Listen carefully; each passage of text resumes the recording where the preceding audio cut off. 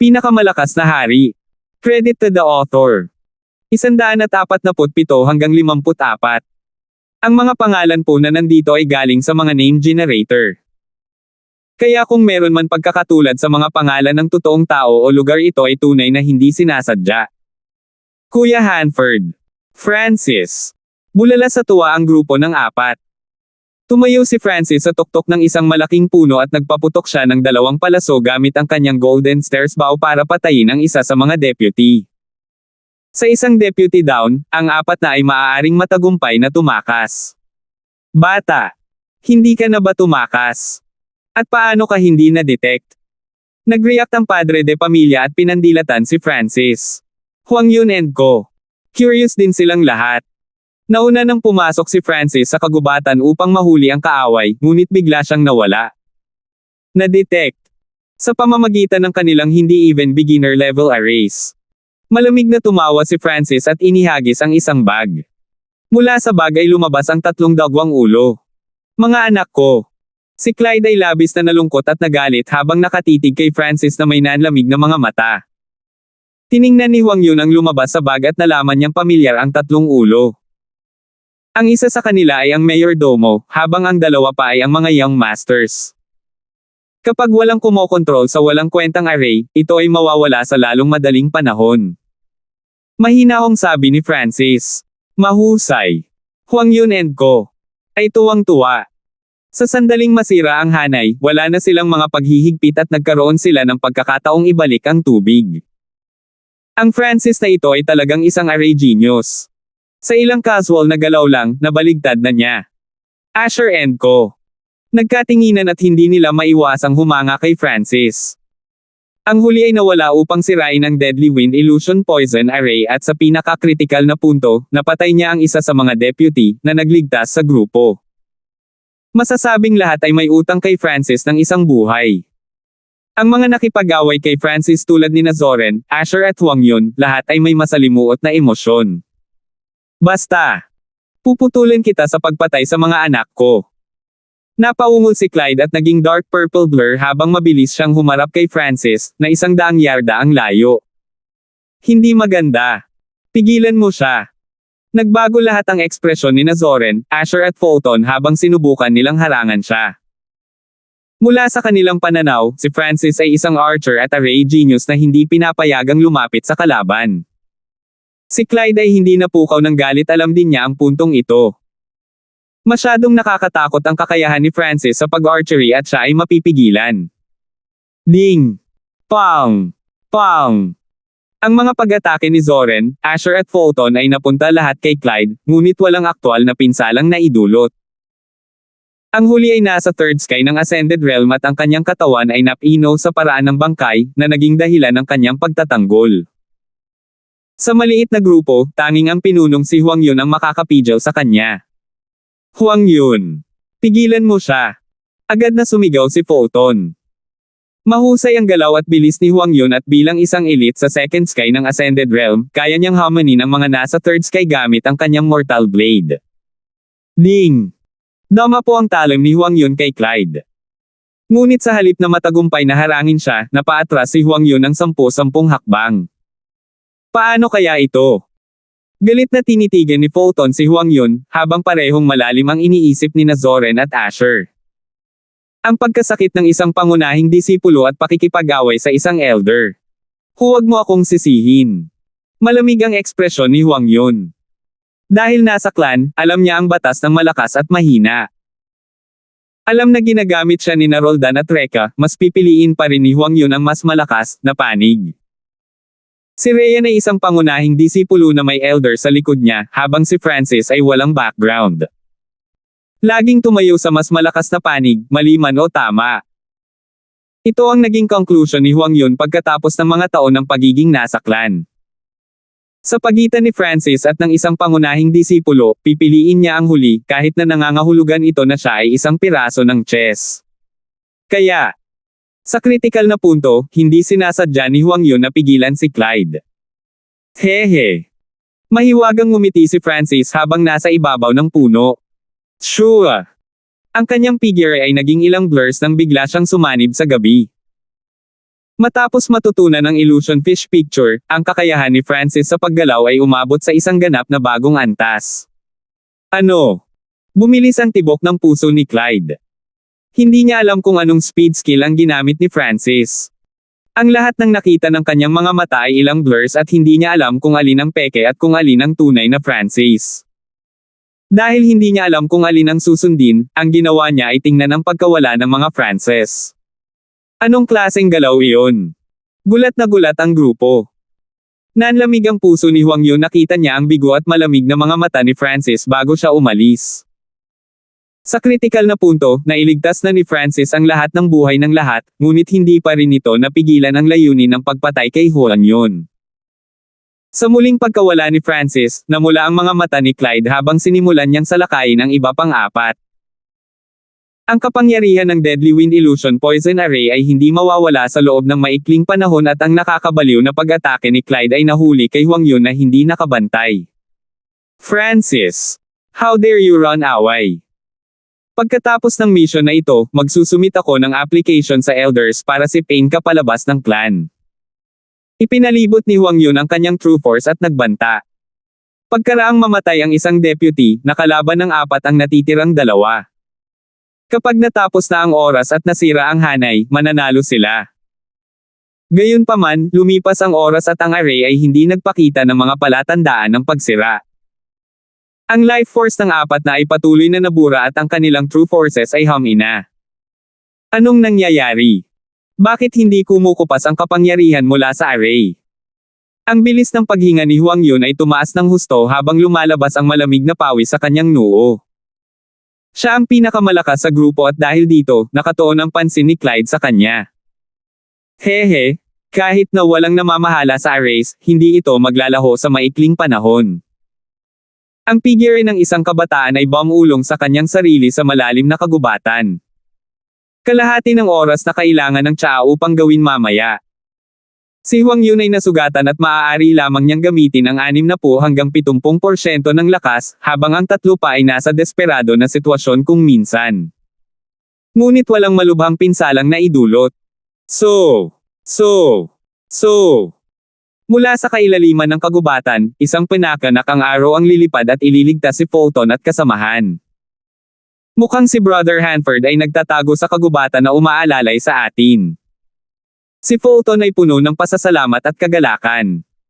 Sina Zorin at Asher ay parehong nakatanggap ng suporta ng ilang beses at sila ay nagpapasalamat din. Si Huang Yun lamang ang hindi nakakuha ng anumang suporta mula kay Francis. Kahit na nahaharap siya sa panganib sa buhay kamatayan, walang ginawa si Francis. Francis! Walang hiya kang brat. Gusto mo ba akong patayin? Kapag bumalik ako sa clan, isusumbong kita sa Regulation Division. Napaungol si Huang Yun. Dibisyon ng regulasyon. Pagkarinig sa dalawang salita, ang mga puso ni Asher at kasamahan nakapikit. Sa Broken Moon Clan, ang Regulation Division ang pinakamalakas. Hawak nito ang ganap na kapangyarihan at ito ang bangungot ng mga hindi sumunod sa clan. Oo, hindi tama ang mga salita ni Brother Huang. 3 tao lang ang kaya kong protektahan tulad ng kung paano sinubukan ni Brother Huang ang lahat ng kanyang makakaya ngunit hindi niya ako maprotektahan noon. Narinig ang boses ni Francis. Nang marinig ito, huminto si Huang Yun. Hinayaan niya si Clyde na lampasan siya noon at ngayon, sadyang hindi siya iniligtas ni Francis. Hindi nakaimik si Huang Yun at literal na nagliliyab siya dahil sa gulat.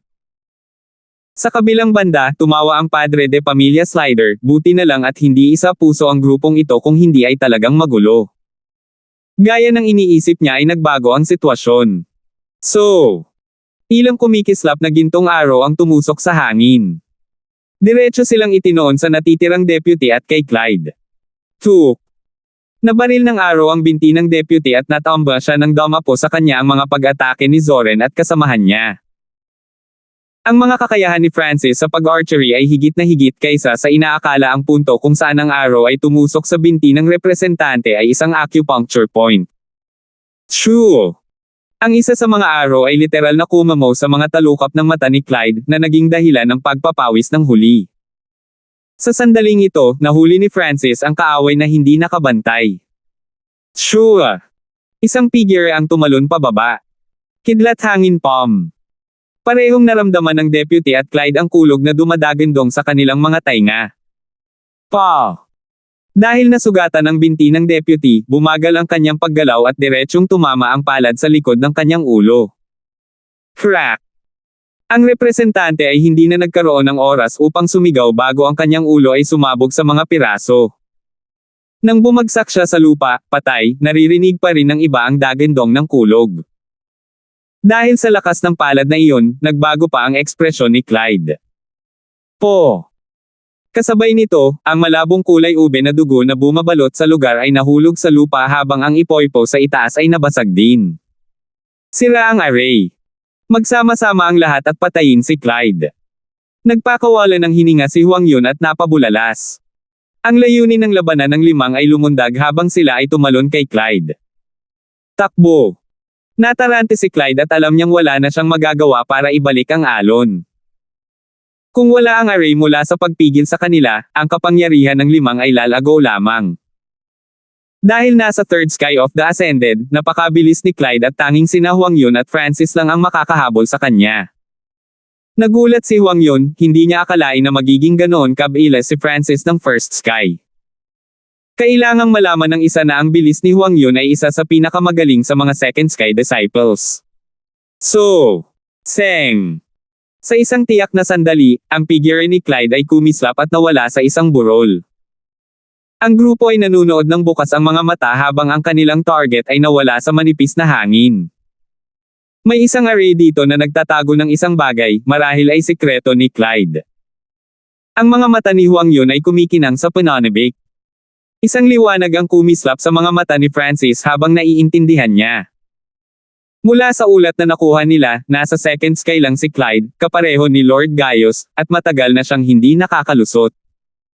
Kung gayon, paano niya naabot ang third sky ng napakabilis at natututo ng napakasamang kasanayan?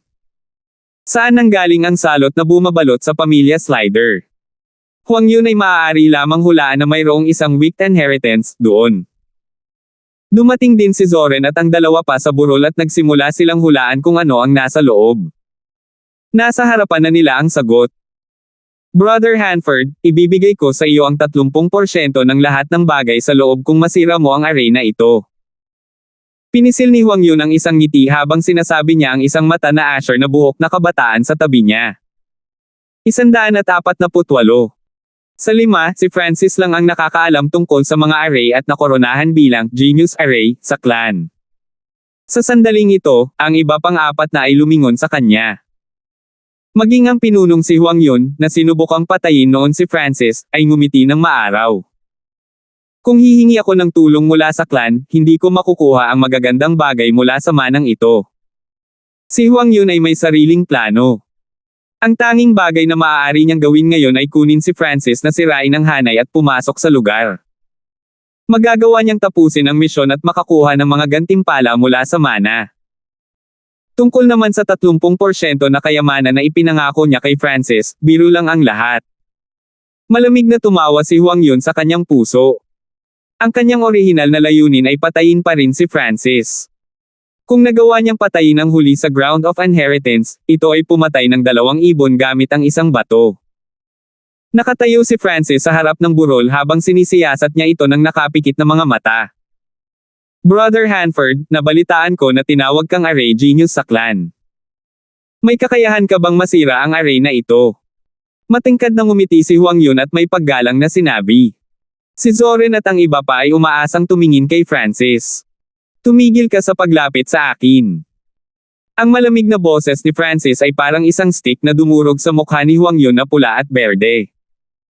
Gayunpaman, sa hindi kilalang mga gantimpala, hindi siya maaaring magalit. Brother Hwang, sinisira ni Francis ang array ngayon. Hindi natin siya dapat abalahin. Tumingin si Zoren sa puro tingin ni Francis at hinailan niya si Hwang Yun sa gilid. Si Hwang Yun ay labis na nagalit at ang kanyang puso ay nag-aapoy dahil sa galit, ngunit wala siyang magawa. Si Francis ay may mapanuksong ekspresyon at hindi niya isinasapuso ang 30% na ipinangako ni Hwang Yun. Tungkol naman sa nagtatagong array sa harap niya, hindi niya maiwasang mapangiti. Sa mga tuntunin ng mga array, si Francis ay mas mahusay kaysa sa mga baguhan, ngunit mayroon pa siyang distansya upang maabot ang mas matatandang mga master ng array. Kung si Francis ay magse-set up ng ilang array, hindi siya magiging kasing bilis ng mas matandang array masters. Gayunpaman, kung ito ay purong pagkasira lamang, si Francis ay may ganap na kumpiyansa. Ang kanyang misteryosong kaliwang mata ay maaaring kopyahin ang mga array mula sa clan tulad ng Energy Gathering Array sa Thousand Leaf Pond. Maging ang mga bahid sa hanay ng Hollow Buildings ay nalaman ni Francis, na nagbigay daan sa kanya upang makakuha ng high-class mortal na kasanayan. Pero nagkunwari siyang hindi madali. Ang array na ito ay narito nang hindi bababa sa ilang daang taon. Talagang hindi ito simple. Si Huang Yun at ang iba pang nasa likuran niya ay hindi man lang naglakas loob na huminga, sa takot na baka makaabala sila sa kanya.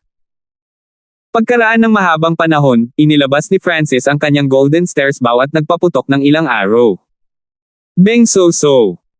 Ang matutulis na mga arrow na may malakas na true force ay dumiretso sa hanay.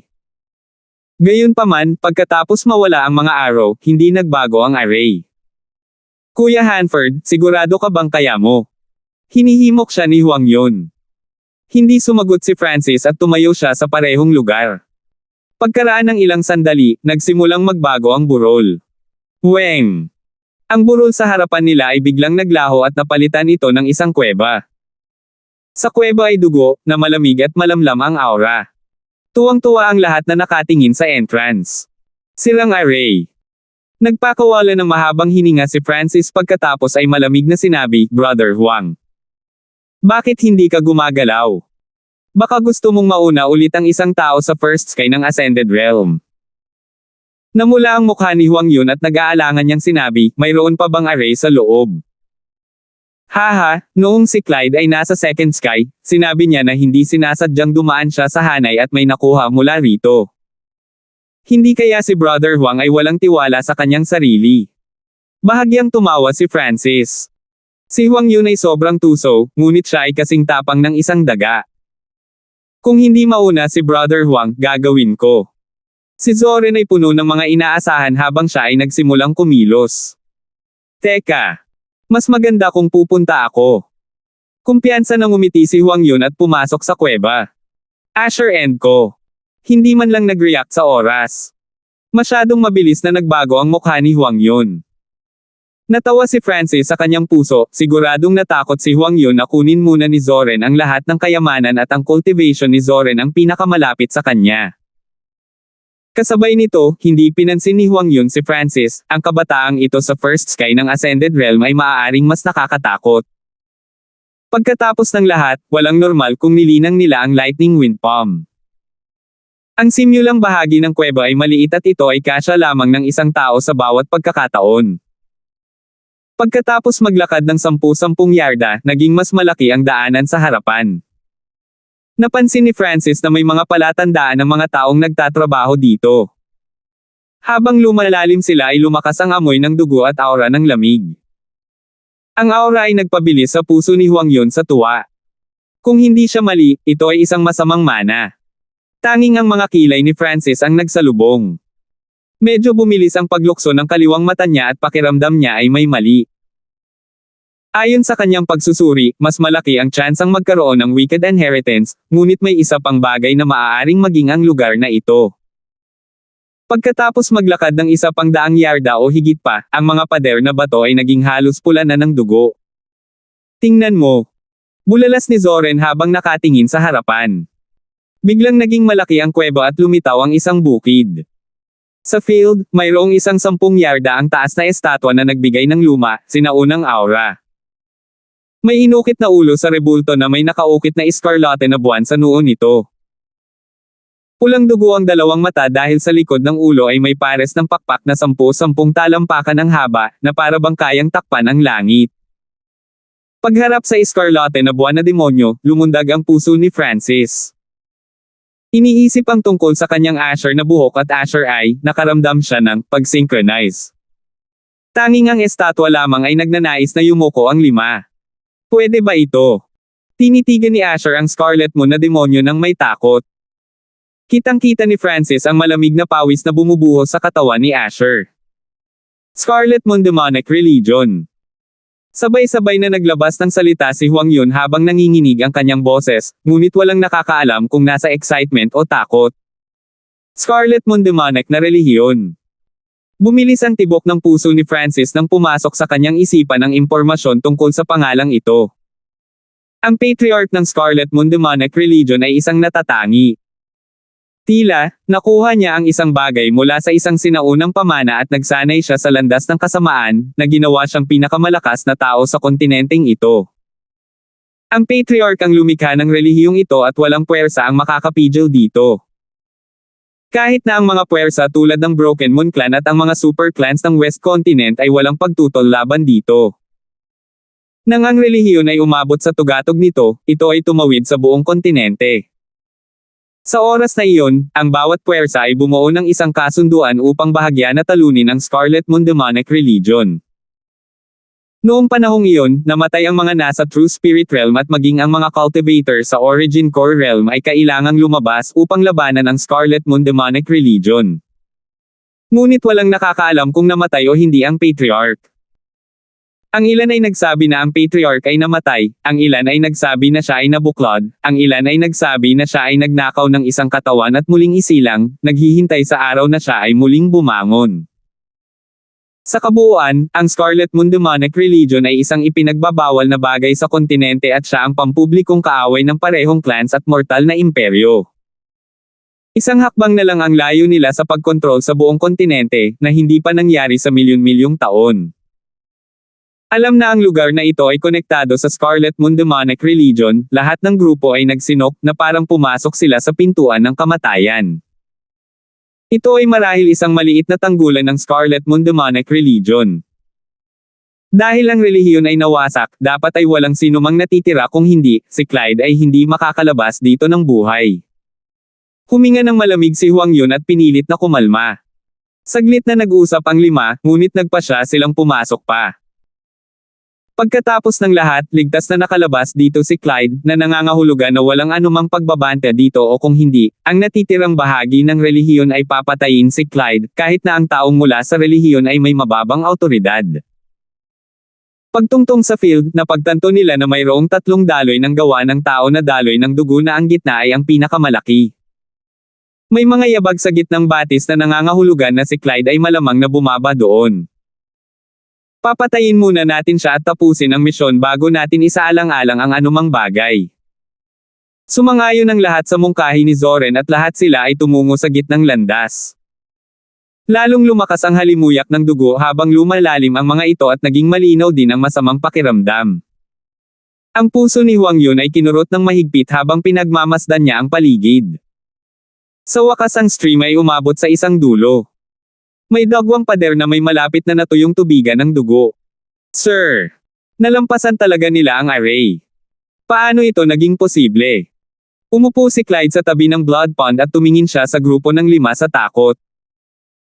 Malinaw na hindi niya akalain na ang 5 ay makakalagpas sa hanay at makapasok sa moog na ito ng Scarlet Moon Demonic Religion. Sir! May ibang tao ba dito? Tumalo ng puso ni Francis at kasamahan. Kung talagang mayroong mga tao mula sa Scarlet Moon Demonic Religion dito, sila ay mamamatay ng walang pag-aalinlangan. Kasunod ng tingin ni Clyde, ang kanilang atensyon ay nakatuon sa Silver Striped Blood Corpse. Hu! Ang natitirang likido at ang sariwang dugo ay biglang tumulo at ang puso ni Francis ay bumilis. Isang nakakatakot na aura ang lumitaw sa susunod na sandali, na halos nagluwa ng dugo sa lahat. Plop! Plop! Hindi na kayanan ni na Fulton at Asher ang pressure at kalahati silang lumuhad sa lupa. Sa loob ng katawan ni Francis, isang Asher na dugo ang umikot na hamarang sa presyon. Mga kabataan, anong lakas ng loob ninyong guluhin ang aking kapayapaan? Ngayon, kayo ay magiging isang sakripisyo ng dugo upang tulungan akong makabawi. Isang malamig at malamig na boses ang umalangaw-ngaw sa paligid ng kuweba. Ang Silver Striped Blood Corpse ay dahan-daang bumangon na may pares ng dugong pulang mata. Mahirap isipin kung paano mabubuhay ang isang bangkay. Huang Yun at ang iba pa ay nahulog sa matinding takot at hindi nila napigilan ang panginginig. 149. Ang Silver Stripe Blood Corpse ay dahan-daang tumayo mula sa tuyong lawa na parang isang taong binuhay na muling binuhay. Kasabay nito ang paglabas nito ng nakakagigil na aura. Weng! Ang buong kuweba ay nagsimulang manginig na parang napakalakas ng masamang enerhiya. Si Huang Yun at ang iba ay hindi makahinga at hindi nila naisip na lumaban. Patawarin mo ako, sir. Si Huang Yun, sa pinakaharap, ay lumuhad sa lupa sa takot. Huang Yun. How dare you bow down to demonic spawn? Si Zoren at ang tatlo pa ay nakaramdam ng hiya at panlalamig. Sumuko na ang pinuno na naging dahilan ng pagbagsak ng kapangyarihan ng kanilang grupo. Lumuhad si Huang Yun sa lupa upang humingi ng tawad sa Silver Stripe Blood Corpses at hindi siya tumugon sa pagmumura ng ibang mga kabataan. Laging tumayo sa mas malakas na panig ito ang batas ni Huang Yun.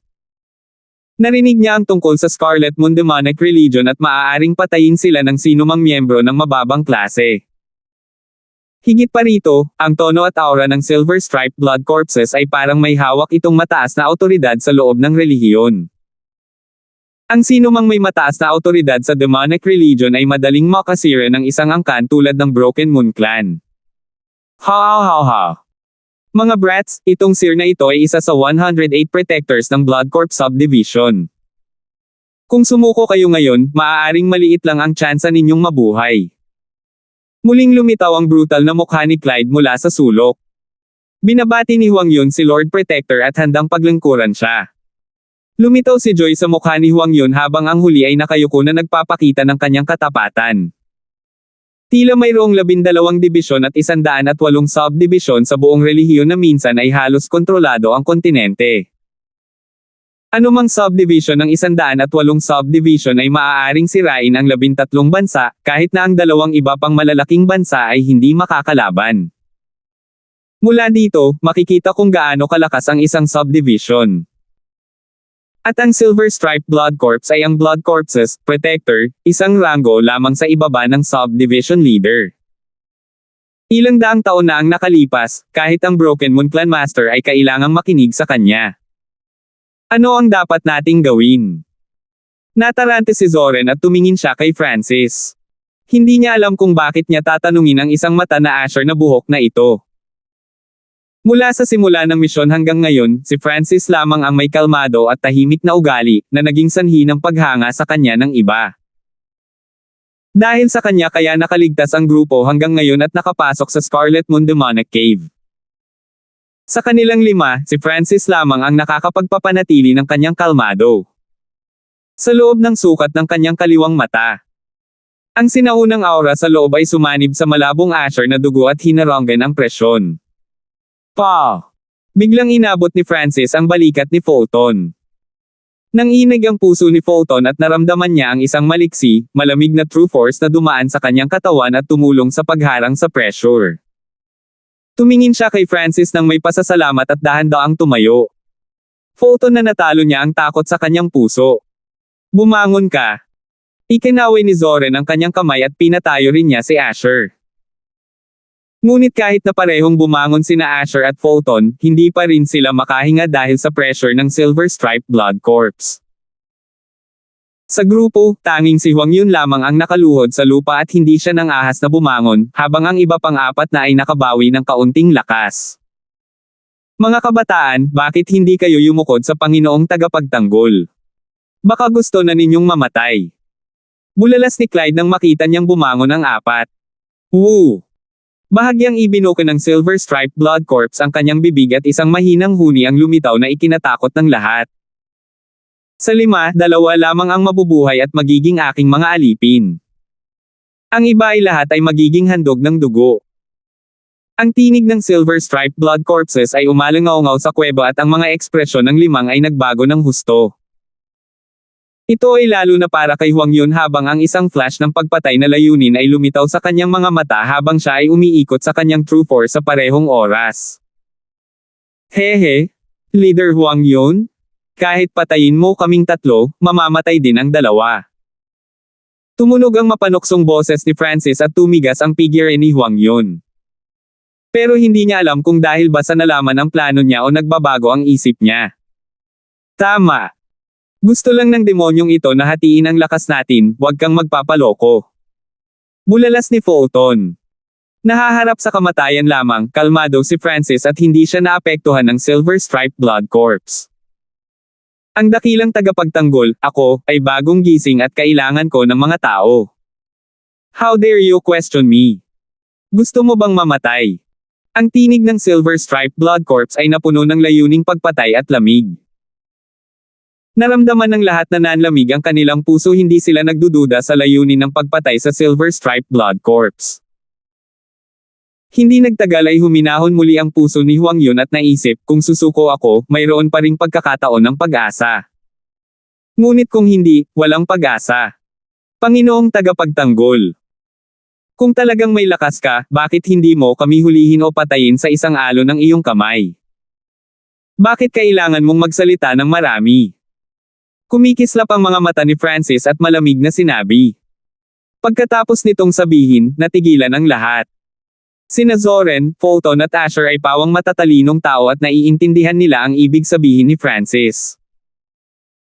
Walang alinlangan, ang bangkay na nasa harapan nila ay talagang mahina, kung hindi ay hindi na ito mangangailangan ng sakripisyo ng dugo para mabawi ang kanyang lakas. At kung ang bangkay ay may kapangyarihan, maaari nitong patayin silang lahat sa pamamagitan ng isang alon ng kanyang mga kamay. Sa katotohanan, ang Silver Stripe Blood Corps ay lumilikha lamang ng takot sa kanyang mga salita upang mabawasan ang lakas ng grupo. Ikaw. Ang Silver Stripe Blood Corps ay tumigas at ang kanyang ekspresyon ay naging yelo, sa tingin mo ba ay wala akong kapangyarihan? Sa ikalawang pagtatapos ng kanyang pangungusap, isang malamig na aura ng dugo ang bumalot sa kuweba, na nagpayanig sa mga bundok. Haha, ito lang ang iyong mental energy Lord Protector. Hindi ibig sabihin na ang iyong katawan ay may malaking lakas. Ang matalim na mata ni Francis ay kalmado. Mula nang marating niya ang Ascended Realm, ang kanyang kaliwang mata ay nagkaroon ng kapangyarihan sa lugar ng enerhiya ng pag-iisip at ginamit lamang ng Silver Stripe Blood Corps ang kanyang mental energy, na mas malakas kaysa sa mga normal na cultivator sa Seventh Sky. Higit pa rito, nakita rin ni Francis ang kahinaan nito. Ang aura noon ay tila yumanig sa mga bundok, ngunit iyon ay isang panlilinlang ng ilusyon ng enerhiya sa pag-iisip. Nakalulungkot na ang kaliwang mata ni Francis ay tila may panlaban sa mga ilusyon. First Sky of the Ascended Realm. Paano ito posible? Bumungad sa mga mata ng Silver Stripe Blood Corpses ang kawalan ng paniniwala at gulat. Ayon sa kanyang plano, tatakutin niya silang lahat gamit ang kanyang mental energy at hahayaan silang lumaban hanggang kamatayan, hanggang sa dalawa na lang ang nabubuhay. Gayunpaman, hindi inaasahan ng corps na may game changer na tulad ni Francis. Ang huli ay natakot at nabigla sa bangkay sa simula. Ngunit pagkatapos niyang kumalma, nalaman ni Francis na mas marami ang mga pagkukulang sa kalaban. Hahaha. Nagpapanggap ka lang. Tumawa si Zoren at ang iba ay nagpakawala ng hininga. Lahat sila ay matatalinong tao upang maging mga panloob na disipulo, ngunit si Francis lamang ang nagpapanatili ng kanyang kalmado. Ngayon ay isang bagay ang maaaring makumpirma, ang bangkay ay nagising lamang at ito ay malubhang nasugatan, kaya't ang lakas nito ay limitado. Hindi bababa sa wala siyang kabuoang lakas upang patayin ang mga ito, kaya't maaari pa ring lumaban ang 5.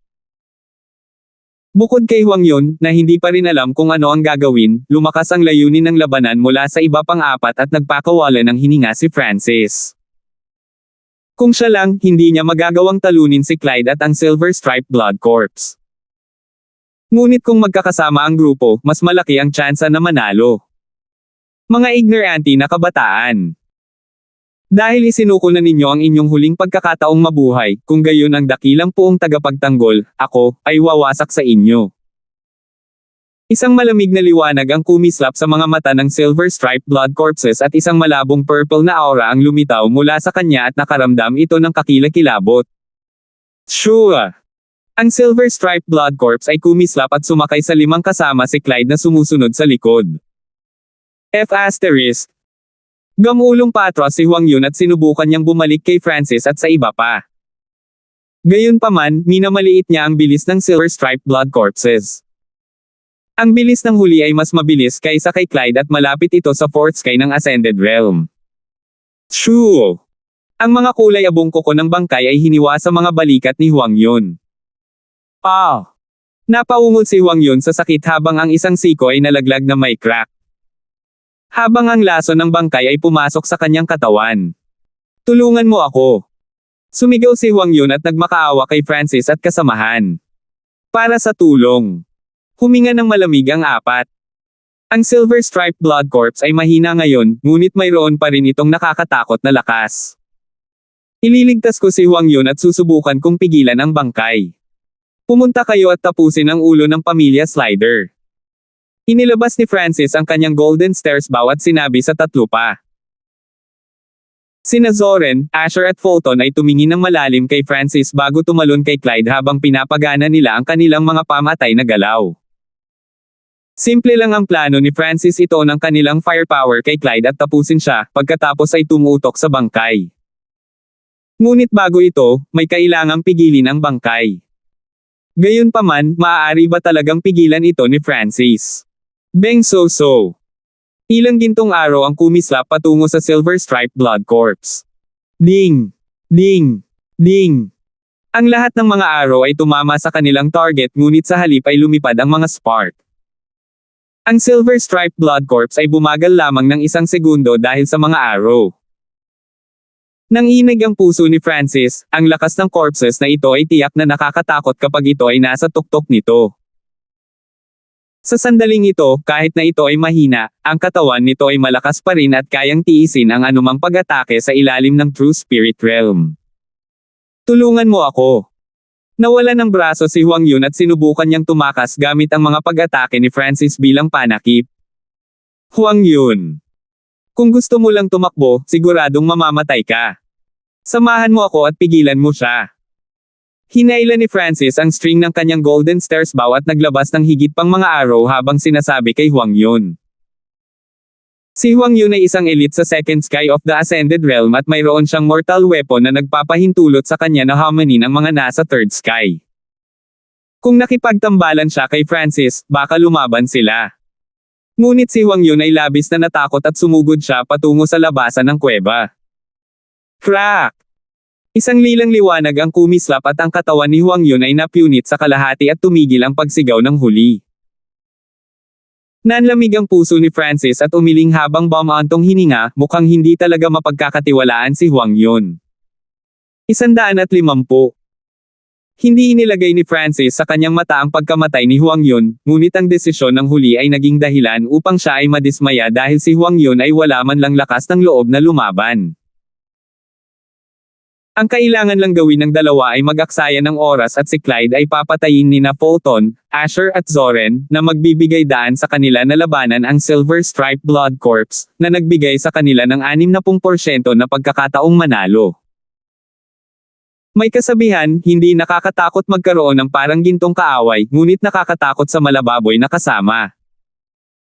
Sa sandaling ito, si Francis na lang ang natitira na nakaharap sa Silver Stripe Blood Corps. Malapit na kayo. Ang Silver Stripe Blood Corps ay dinilaan ng kanyang mga labi at isang whirlpool ang lumitaw mula sa ilalim ng kanyang mga paa, na konektado sa dugo sa ibaba. Ang kabilang bahagi ng kuweba. Pinilit ni Zoren, Asher at Fulton si Clyde sa isang desperado na sitwasyon. Ang ulo ng pamilya Slider ay nasugatan noon sa kagubatan at siya ngayon ay nahaharap sa nakatutuwang pag-atake mula sa tatlo at nasa bingit ng kamatayan. Biglang narinig ni Zoren, Asher at Fulton ang sigaw ni Huang Yun. Ibinaling ang kanilang tingin sa sigaw ni Huang Yun, nakita nila ang katawan ng huli na hiniwa sa kalahati at nanlamig ang kanilang mga puso. Hindi maganda. Kuya Hanford. Hindi maiwasan ni Fulton na mag-alala para kay Francis, ngunit nasa critical din silang sandali dahil kailangan nilang patayin si Clyde. Nasa desperado na sitwasyon ang huli ngunit nagdikit ang ngipin at nanlaban. Alam ni Clyde na kailangan niyang kaladkarin ang laban hanggang sa mapatay si Francis ni Lord Protector, na magpapabago sa mga pangyayari. Ang taong nahaharap sa totoong panganib ay si Francis. Kaya ba niyang harapin ang Silver Stripe Blood Corps mag-isa? G. Ang Silver Stripe Blood Corps ay tumawa ng nakakatakot habang nakatayo ito sa blood pond, ngunit hindi ito naapektuhan ni Francis. Iginuhit niya ang kanyang golden stares bow at malamig na tumawa, sa tingin mo ba ay hahayaan kitang magtagumpay? Nang matapos ang kanyang mga salita, binawi niya ang string ng golden stairs bow at lumitaw ang malamig at matalas na true force. Ito ay ang true force mula sa Heavenly Wind God Technique. So. Tatlong set ng tatlong araw na may matalas na Asher True Force ay bumuo ng isang tatsulok at tumalsik sa Silver Striped Blood Corpse ng may bilis ng kidlat. Tatlong palaso ang lumipad sa mata ng bangkay. Napatalon sa takot ang huli at napapikit. Ding! Ding! Ding! Ang mga arrow ay tumalbog mula sa mga talukap ng Silver Striped Blood Corpse at ang mga spark ay lumipad sa lahat, ngunit ang bangkay ay hindi nasugatan. Hindi ito labas sa inaasahan ni Francis. Nasusuklam na brat. Ang Silver Striped Blood Corpse ay umatras ng ilang hakbang sa galit at pagkabigla. Ang tunay na layunin ni Francis sa iba pang ikalawa ng Setyembre ng mga arrow ay ang tuhod at paa ng corpses. Ang kapangyarihan ng ikalawa ng Setyembre ng mga arrow ay maaaring magbanta sa mga nasa third sky, na naging dahilan upang ang bangkay ay umatras ng ilang hakbang. Nangangahulugan ito na ang huli ay lumayo sa katawan ni Huang Yun. Ang whirlpool sa ilalim ng bangkay ay bigla ding naglaho ng sabay. Ang paghahain ng dugo ay itinigil ni Francis. Ang layunin ng Silver Striped Blood Corpses ay gumamit ng isang lihim na pamamaraan at sipsipin ang dugo ni Huang Yun upang mabawi ang kanyang lakas. Kung ito ay isang normal na tao, ang kanilang dugo ay walang epekto sa bangkay. Ngunit si Huang Yun ay nasa peak second sky at maraming enerhiya ang nakapaloob sa kanyang dugo. Ang True Force of the Heavenly Wind God Technique ay talagang kakaiba. Nag-iisip si Francis habang hinihila at binitawan ang kanyang pana ng maraming beses, nagpakawala ng mga pag-atake sa bangkay. Ding! Ding! Ding!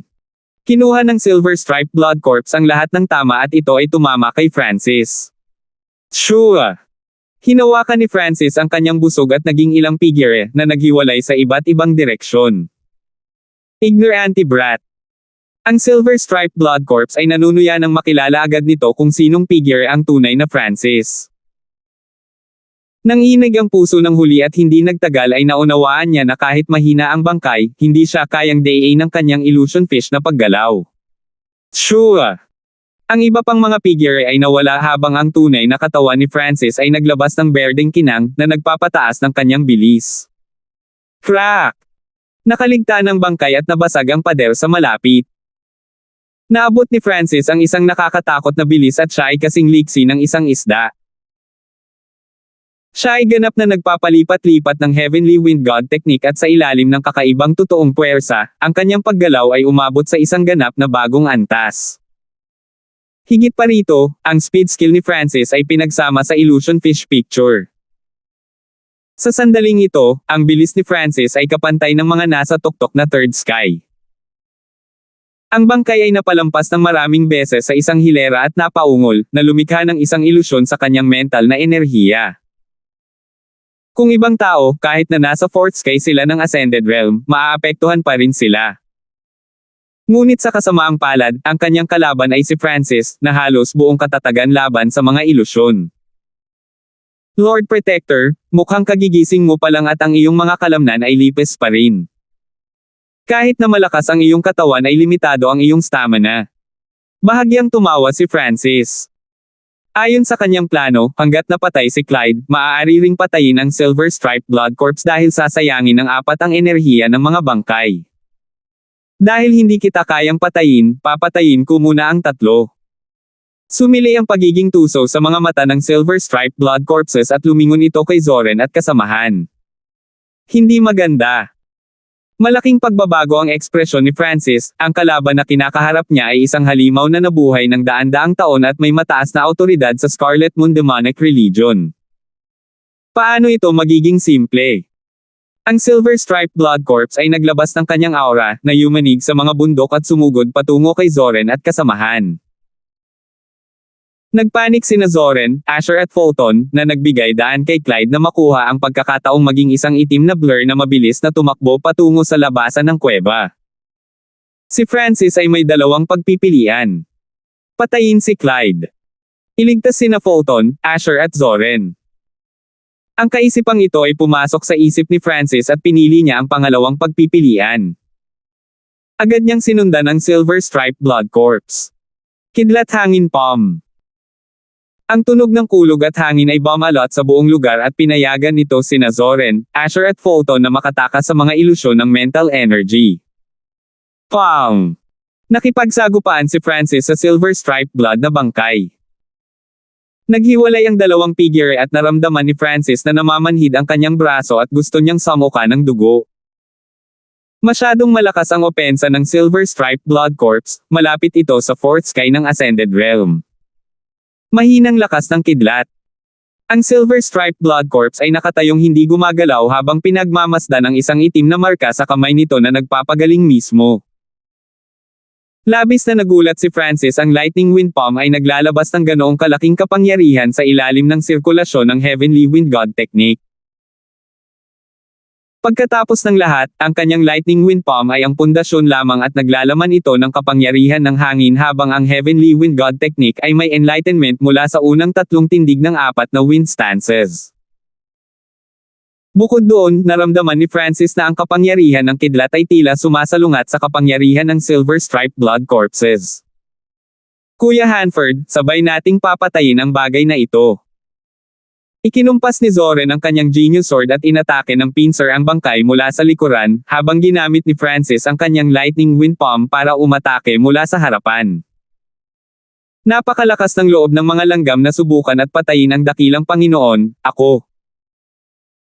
Tumawa ang Silver Stripe Blood Corps dahil sa galit at pinunasan nito ang mga kuko nito, na nagbigay ng linya ng lilang liwanag na lumikha ng malalim na puwang sa lupa.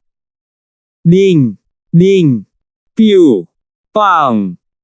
Inatake ng apat ang bangkay, ngunit ang huli ay kalmado at ito ay bahagyang nakataas.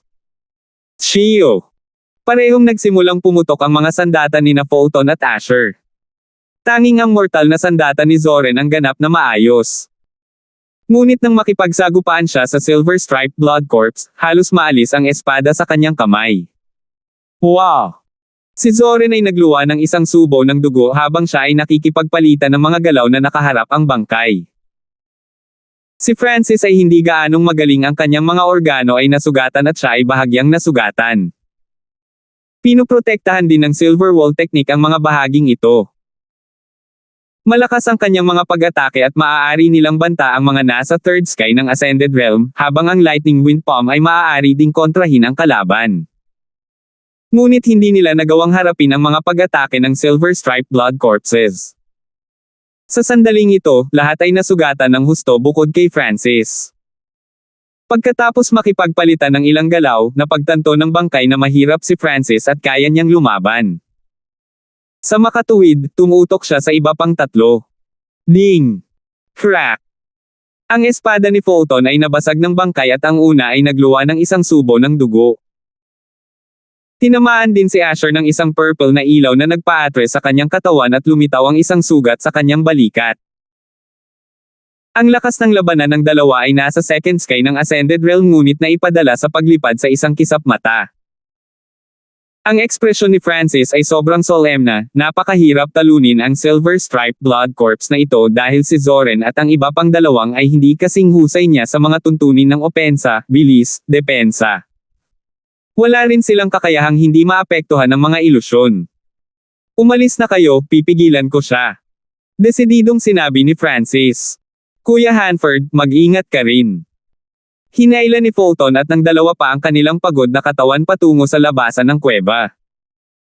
Alam nila na si Francis lamang ang maaaring makipagpalitan ng ilang galaw sa bangkay at sila mismo ang makakahadlang. Kidlat hangin palm. Nasusunog na tindig ng hangin. Habang umalis si Fulton at ang iba pa, ginamit ni Francis ang kanyang pinakamalakas na pag-atake para pigilan ang Silver Stripe Blood Corps. Ngunit dahil sa inaasahan, hindi sila napigilan ng Silver Stripe Blood Corps. Sa halip, isang masamang ngiti ang lumitaw, huli na ang lahat, mananatili kayong lahat dito ngayon. Tumigil si Francis at naramdamang may mali. Flop! Si Asher, nakakaubos lang ng 10 yarda, ay walang magawang bumagsak sa lupa. Kuya Asher! Sina Fulton at Zoren ay parehong itinaas si Asher at nakita nilang may lumitaw na itim na linya sa katawan ng huli, na nagpalamig sa kanyang katawan. Nahawa na kayong lahat sa lason ng bangkay ko. Kahit wala akong ginagawa ngayon, mamamatay pa rin kayong lahat. Tumawa ang Silver Striped Blood Corps at hindi na umatake. Plop! Agad na nanlamig ang katawan ni Fulton at agad siyang bumagsak sa lupa. Nagsimulang manginig si Zoren at nagawa niyang tingnan si Francis ng isang beses bago bumagsak sa lupa. Lason sa bangkay. Kailan tayo nakakuha ng lason sa bangkay? Nanlamig ang puso ni Francis nang maramdaman niya ang malamig at malamlam na enerhiya na kumalat patungo sa kanyang mga organo. Napatigil ang lason ko sa pagdaloy ng dugo. Kapag huminahon ang dugo mo, kakalat ang lason sa katawan mo at sa loob ng 3 araw, magiging zombie ka. Dinilaan ng Silver Striped Blood Corps ang mga labi nito at tumawa ng masama. Zombie! Si Francis ay nagbigay ng malamig na sinok halatang alam niya kung ano ang ibig sabihin nito. Sa sandaling ito, dahan-daang pumikit si Zoren at ang dalawa pa at nawala ng malay. Baka pagod na pagod sila sa laban o kumalat na ang lason sa buong katawan nila. Paano ka, isang tao sa First Sky of the Ascended Realm, ay may higit na panlaban sa lason ng bangkay kaysa sa kanila? Sabi ng Silver Striped Blood Corps, labis na nagulat dahil si Francis ay nakatayo pa rin doon, hindi nasaktan. Isa itong bangungot para sa 13 clans. Maging ang mga ekspresyon ng walang kibo na mga eksperto sa True Spirit Realm ay nagbago ng husto. Alam ng lahat na ang 13 bansa ng Sky Cloud Forest ay naninirahan sa pagitan ng dalawang bansang ito at ang digmaan sa pagitan ng dalawang bansa ay talagang isang sagupaan sa pagitan ng mga paksayo ng dalawang bansa. Kapag nasira ang balanse sa pagitan ng dalawang bansa, maaapektuhan nito ang 13 bansa ng Sky Cloud Forest. Natigilan din ang Broken Moon Clan. Ang Sky Rich Country at Iron Dragon Country ay palaging pantay. Ano ang nangyari para mangyari ito ng biglaan? Ang ekspresyon ng unang elder ay sobrang solemn na at hindi mapalagay. Ang dalawang malalakas na bansang ito ay mga pag-iral na ang 13 bansa ay maaari lamang tingnan. Ang kanilang mga angkan at sekta ay mas Easter Reonki rin. Ang Skywind Pavilion ay ang pinuno ng 7 clans mula sa Sky Rich Country. Mayroon silang 3 hanggang 4 na eksperto mula sa mga eksperto sa True Mystic rank na nag-iisa, at ang kanilang pamana ay napakaluma. Paano sila? Puno ng hindi paniniwala ang mukha ng Broken Moon Clan Master. Ang Skywind Pavilion, ang pinakamalakas na puwersa sa loob ng Sky Rich Country ay maaaring sirain ang 13 clan sa isang kamay at 10 beses na mas malakas kaysa sa Broken Moon Clan. Ito ay hindi maiisip para sa gayong paksayo na masira sa loob ng maikling panahon. Ano ang nangyari sa labanang iyon? Anong tulong ang natanggap ng Iron Dragon Country para sirain nila ang Sky Rich Country ng napakabilis? Ang mga tanong ay lumitaw mula sa loob ng 13 clans. Sa aking pagkakaalam, tila nagkaroon ng interference mula sa mga spawns ng Scarlet Moon Religion. Nitong mga nakaraang araw, ang Sky Rich Country ay humingi ng tulong sa aming 13 clans. Maaari ba akong maglakas loob na magtanong sa Grand Elders? Magalang na tanong ng nag-uulat na elder ng Cloud Sword Clan. Ang 3 eksperto sa True Mystic rank ay nakatayo sa tuktok ng Sky Cloud Forest at may kapangyarihang magpasya sa kapalaran ng 13 clans.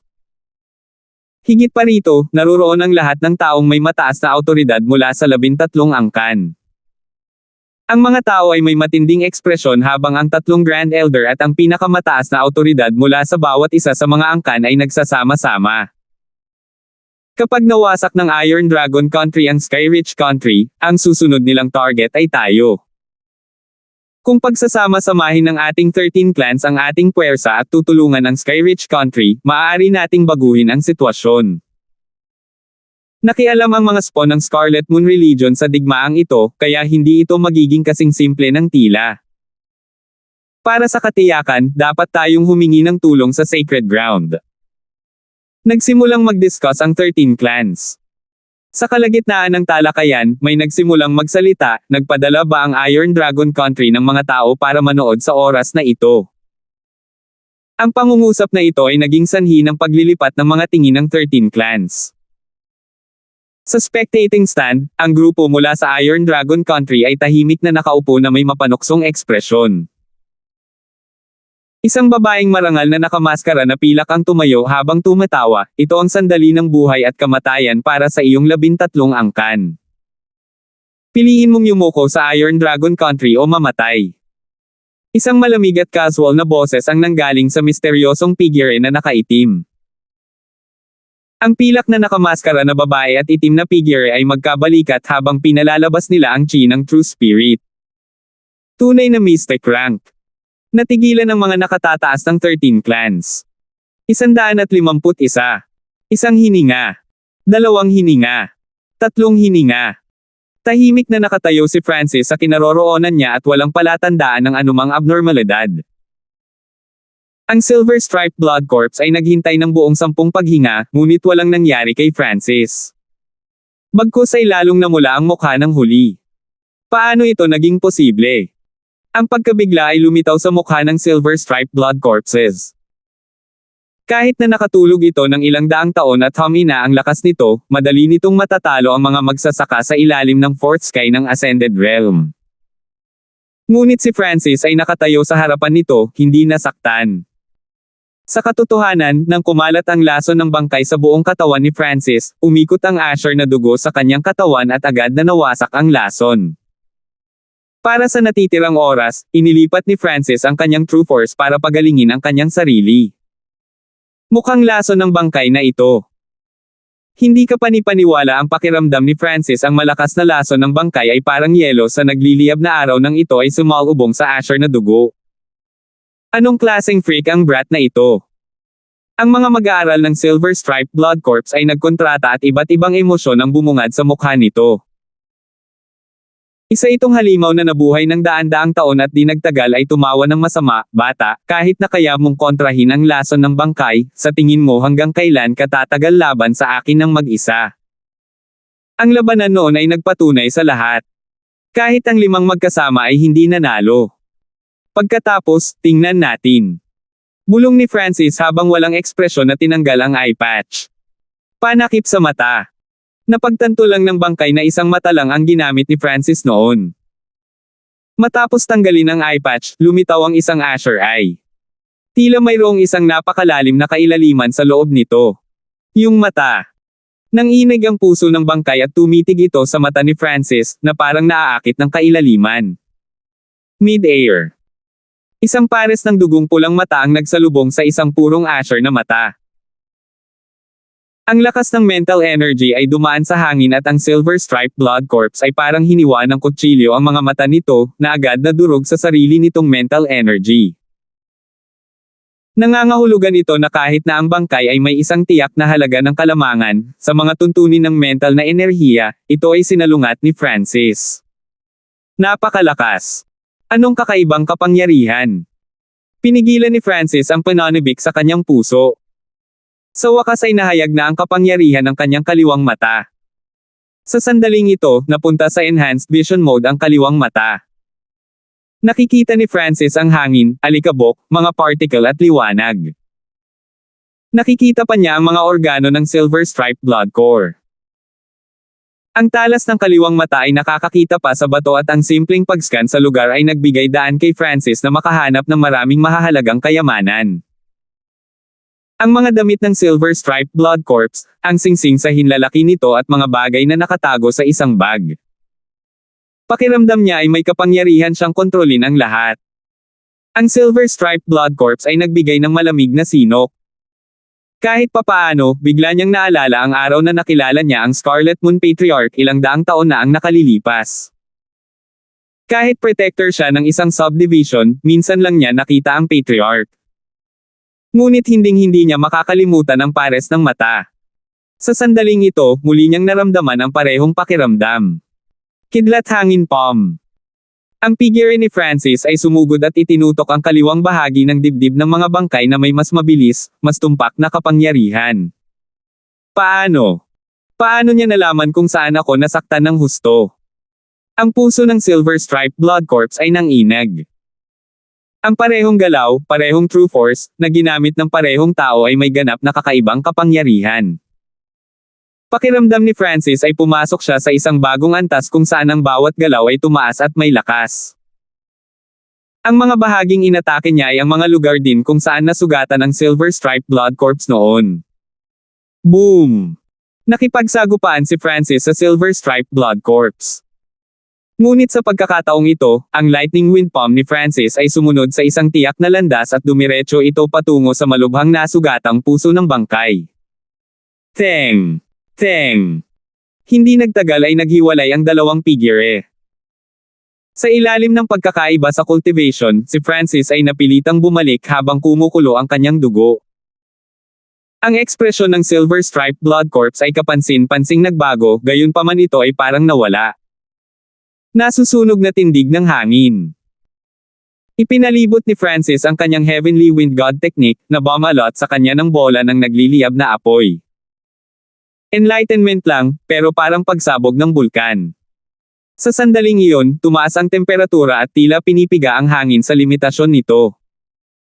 Ang kapangyarihan ng Burning Wind Stance ay kapantay ng Lightning Wind Palm. Ngunit mas naintindihan ni Francis ang wind, at nagbigay daan ito sa kanya na banta ang mga nasa third sky of the Ascended Realm kapag ginamit niya ang Heavenly Wind God technique dito. Pabeng! Isang magulong putok ang tumunog at ang isang airwave ay tinangay ang lahat sa isang 10 yarda na radius at niyanig ang kuweba. Muling nahati ang figure ni Francis at ng Silver Stripe Blood Corpses. Brat, pwede kang mag-F******, pero ibigay mo sa akin ang ibang bata para sa blood sacrifice. Huminga ng malalim ang Silver Stripe Blood Corps at tuluyan itong napaatras. Matapos matulog ng daan-daang taon, ang lakas nito ay bumaba ng husto kahit 120 ng pinakamataas na lakas nito. Ang katotohanan na ito ay malubhang na sugatan ay nagpulalo pa ng sitwasyon. Maaari kang lumabas ng kuweba at iwanan ang singsing pati na rin ang bag at hahayaan kitang mabuhay. Isang matalim na azure glow ang lumitaw sa kaliwang mata ni Francis habang siya ay sumagot. Ring! Bag! Nililigawan mo si kamatayan. Huminto muna ang Silver Stripe Blood Corps, pagkatapos ay napaungol ito sa galit at galit nang lumitaw ang isang lilang apoy sa palad nito. Tinitigan ni Francis ang lilang apoy sa kamay ng Silver Stripe Corps na may natigil ang ekspresyon. Tila, kapag naabot ng isa ang True Spirit Realm, maaari nilang i-condense ang sarili nilang Origin of Life True Flame, na siyang esensya ng enerhiya. Siyempre, ang Silver Stripe Blood Corps ay malubhang nasugatan at hindi nito mapawi ang True Flame nito, ginagamit lang nito ang natitirang enerhiya sa katawan nito. Sira. Tumawa ng malupit ang Silver Stripe Blood Corps at naging blur ito habang humahampa sa ulo ni Francis. Dahil sa nakakatakot na kapangyarihan, tumalon ang puso ni Francis. Nasusunog na tindig ng hangin.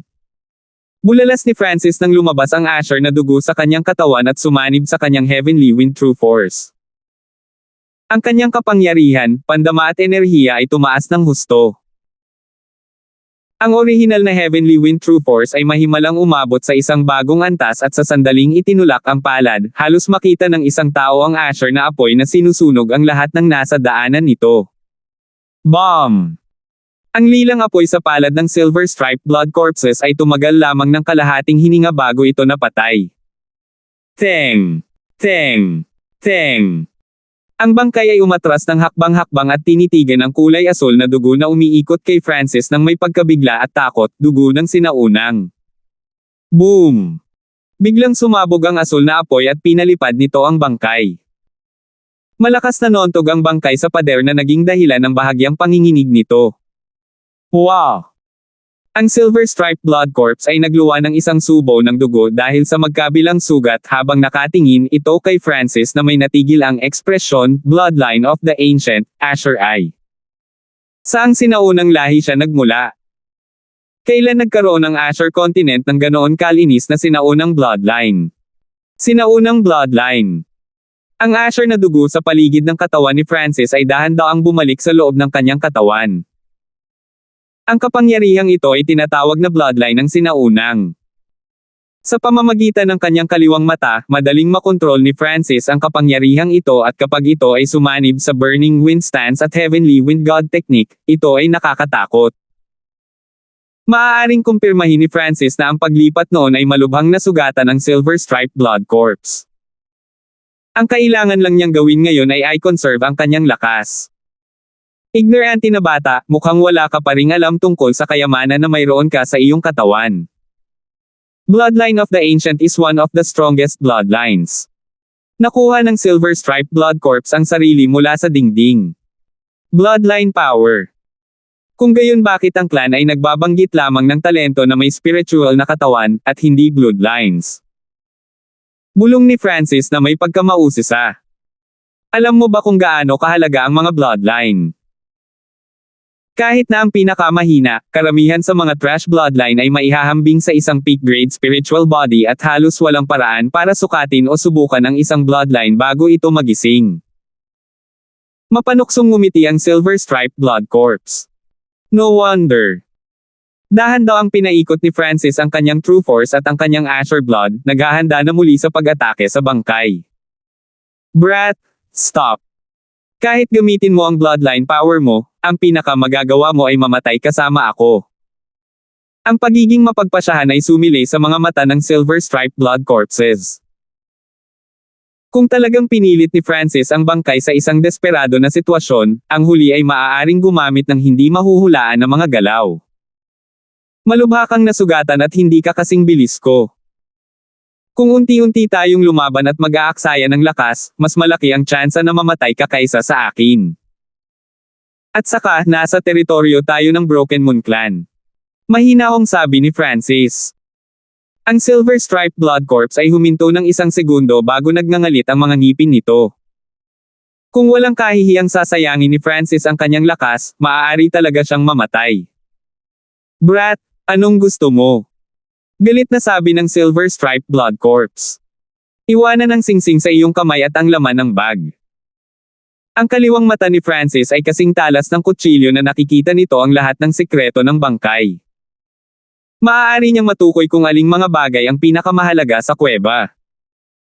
Maaari mong makuha ang lahat ng iba pa, ngunit ang singsing na ito ay ang identification object ng isang protector.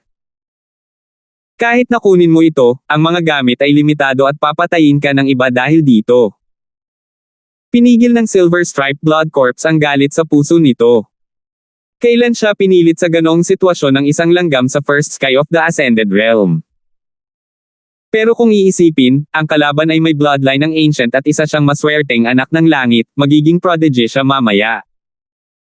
Dahil dito, bahagyang gamaan ang pakiramdam ng bangkay. Naisip ni Francis na walang ganap na lakas, hindi niya dapat masyadong pilitin ang kalaban. Kaya naman tumango siya bilang pagsang-ayon. Hindi nagtagal, ang Silver Stripe Blood Corps ay naglabas ng isang bag na naglalaman ng ilang kristal na kulay ng dugo ng mga table tas, isang mapa ng balat ng hayop at isang sirang dugong espada. Nang ibigay ng bangkay ang mga gamit na ito, baka sa mukha nito ang hindi pagnanais at pananakit. 152. Tiningnan ni Francis ang mga samsam ng digmaan sa kanyang harapan, mga table tas ng dugo, mapa ng balat ng hayop, espada ng dugo. Ngunit hindi niya hinayaang umalis kaagad ang Silver Stripe Blood Corps at halatang alam ng huli ang kahulugan ni Francis. Ito ang mga blood essence pills na nilikha mula sa daan-daang cultivator sa 7th rank ng Consolidated Realm o mas mataas, 4 na cultivator sa Ascended Realm at 10 iba't ibang bihirang halaman. Ito ay may tiyak na epekto para sa mga nasa ilalim ng 3rd sky ng Ascended Realm. Kasabay nito, maaari nitong matuno ang mga katawan ng iyong mga kaibigan. Paliwanag ng Silver Stripe Blood Corps. Tumingin si Francis at nakitang mayroong 4 na perpektong table tas. Mahirap isipin na ang maliliit na bagay na ito ay nilikha ng daan-daang buhay, ang pag-iisip lamang tungkol dito ay nanlamig ang kanyang puso. Bakit hindi mo kinain ang mga ito at mabawi ang iyong lakas? Nagdududang tanong ni Francis. Mapait na ngumiti ang corpse, ang mga blood essence pills na ito ay nakakaapekto lamang sa mga nasa ilalim ng 3rd sky of the Ascended Realm. Ang dakilang Panginoon, ako, ay nangangailangan lamang ng ilang karagdagang mapagkukunan upang gawing mas mahusay ang Blood Jade Pills, na isang bagong antas. Ngunit ngayon ang lahat ng ito ay sa iyo na. Nang marinig ito, naamoy ni Francis ang blood essence pill at agad siyang naging disdain. Ang pamamaraan ng pagpino ng blood essence pills ay talagang nakakabaliw. Bagamat mapapabuti ng tabletang ito ang paglilinang ng isang tao sa maikling panahon, magdudulot ito ng mga nakatagong pinsala sa katawan. Si Francis ay bihasa sa paggawa ng tableta. Ang paghipo lamang at paghipo sa mga table tas lamang ay nagpapahintulot sa kanya na mahulaan ang mga katangian. Huminto ang Silver Stripe Blood Corps. Hindi niya akalain na ang makulat na brat na nasa harapan niya ay malalaman kung paano gumawa ng mga table tas at kutsain ang kanyang diskarte sa pagpino ng sabay. Ignorante na bata. Wala akong anumang mga bagay upang lumikha ng mga tabletang ito. Napakahusay ng mga ito. Halos mabaliw na ang Silver Stripe Blood Corps. Kailan pa ito kinukutsa ng ganoong brat? Lalo na kapag ang forte nito ay paggawa ng tableta. Ang isa ay maaaring lumikha ng mga table tas ng walang peel furnace. Tiningnan ni Francis ang Silver Stripe Blood Corps na may nagulat na ekspresyon sa kanyang mukha. Ang mapa ng balat ng hayop na ito ay hindi kumpleto, ngunit mayroon itong mga koneksyon sa isang mahiwagang kayamanan. Pinag-aralan ko ito sa loob ng 10 at 10 taon ngunit hindi nagtagumpay, kaya hindi mahalaga kung ibigay ko ito sa iyo. Nagpatuloy ang Silver Stripe Blood Corps. Nakita ni Francis na ang mapa ay hindi kumpleto at ang pagguhit ay parang isang maze, mahirap hanapin ang totoong landas. Sure! Kumislap ang kaliwang mata niya at kinopya sa isip niya ang laman ng balat ng hayop. Ang huling bagay ay ang kulay dugong sirang espada. Ang paghawak lang sa espada ng bahagya ay nanlamig ang puso ni Francis at nakaranas ng malakas na hangarin sa pagpatay, at ang hangarin na pagpatay na iyon ay halos mawalan siya ng malay. Sa huling sandali, ang kanyang kaliwang mata ay nagbigay ng malalim, sinaunang aura na pumipigil sa layuning pumatay. Nakakatakot na aura. Hindi matansya ni Francis kung anong grado ang armas. Bahagyang nadismaya ang Silver Stripe Blood Corps. Hindi niya akalain na si Francis, isang kabataan lamang sa First Sky of the Ascended Realm, ay kakayanin ang aura mula sa isang spiritual na sandata. Ito ay isang sirang spiritual grade weapon. Kapag kumpleto, malapit na ito sa high grade. Pero ngayon isa na lang itong low grade na armas at magagamit lamang ito ng mga nasa True Spirit Realm o mas mataas. Ang Silver Stripe Blood Corps ay ayaw tumingin sa kulay dugong espada. Espiritual na armas. Malapit sa high grade. Nagulat si Francis dahil alam na niya kung anong grado ang armas. Ayon sa kanyang nalalaman, ang Broken Moon Clan ay mayroon ngang spiritual weapons ngunit sila ay malamang na low-grade spiritual weapons lamang at sila ay pinapahalagahan ng clan. Sa mundong ito, ang mga item ay nahati sa iba't ibang grado na mortal, spiritual, earth at sky. Ang mga espiritual na sandata ay teknikal na pinakamataas na kategorya ng mga armas na makikita ng isa sa kontinenteng ito at mayroon silang mapangwasak na kapangyarihan. Ang Genius Sword ni Zoren ay isa lamang low-grade na spiritual na sandata, ngunit nadagdagan nito ang kanyang lakas sa pakikipaglaban. Ang Golden Stairs Bow na mayroon si Francis ay kalahating mortal na sandata lamang. Ang mga mortal na armas ay mga mahalagang armas at ang middle grade o mas mataas na mga armas ay hindi matagpuan sa mga merkado. Sa kasamaang palad, ito ay isang espiritual na sandata. Si Francis ay bahagyang nagsisi at wala siyang kasakiman o kagalakan sa kanyang puso. Ang isang spiritual na sandata ay masyadong mataas para sa kanya at ito ay halos walang silbi. Kahit na nagamit niya ito, malamang nahigupin ng espada ang lahat ng kanyang kapangyarihan. Higit pa rito, ang espadang ito ay hindi simple.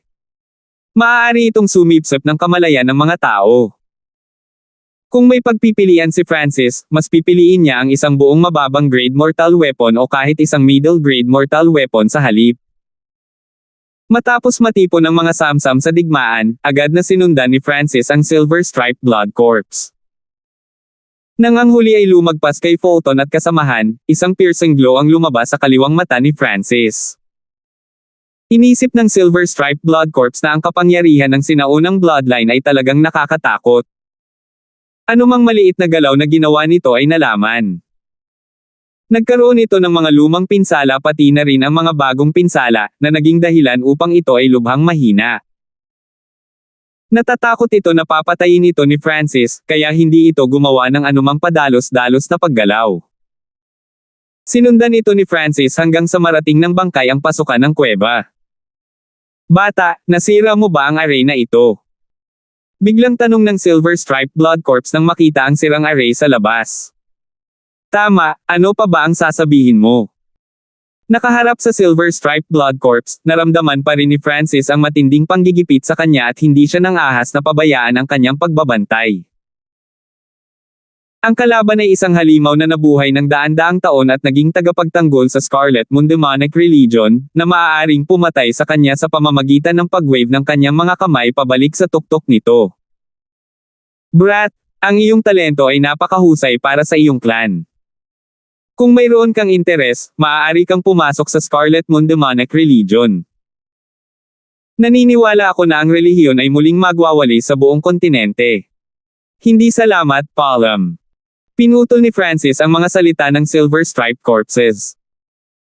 Ngunit hindi man lang nagulat ang huli at ito ay naging isang pulang figure habang mabilis itong lumabas sa kuweba at sumanib sa gabi. ZZ. Brat na pinangalan ng Zhao, ang dakilang Panginoon, naalala kita. Bago ito umalis, isang masamang tawa ang narinig.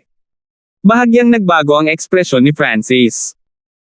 Ngunit sa pag-aakalang makakahanap muna ang Silver Stripe Blood Corps ng isang lugar na mapagtataguan, hindi ito lilito ng matagal. Higit pa rito, ito ay nasa mga teritoryo ng Broken Moon Clan at kung ang bangkay ay matatagpuan, ito ay papatayin ng pinagsama-samang 13 clans. Bumalik si Francis sa kuweba at pumunta kina Fulton at kasamahan. Ang tatlo ay lahat ay nakipaglaban sa matinding laban at sila ay pagod. Ang pagdagdag ng lason sa bangkay ay nagpahimatay sa kanila. Binuhat sila ni Francis at isinandaw sa dingding. Kuya Hanford, saan napunta ang bangkay na iyon? Si Fulton ay kahit papaano ang unang nagising. Sa sandaling ito, ibinalik ni Francis ang kanyang eye patch at siya pa rin ang katandaan, may isang mata na asher na buhok na kabataan. Ang mga lumang pinsala ng Silver Stripe Blood Corps ay bumalik sa kalagitnaan ng labanan at ito ay tumakas. Simpleng sabi lang ni Francis.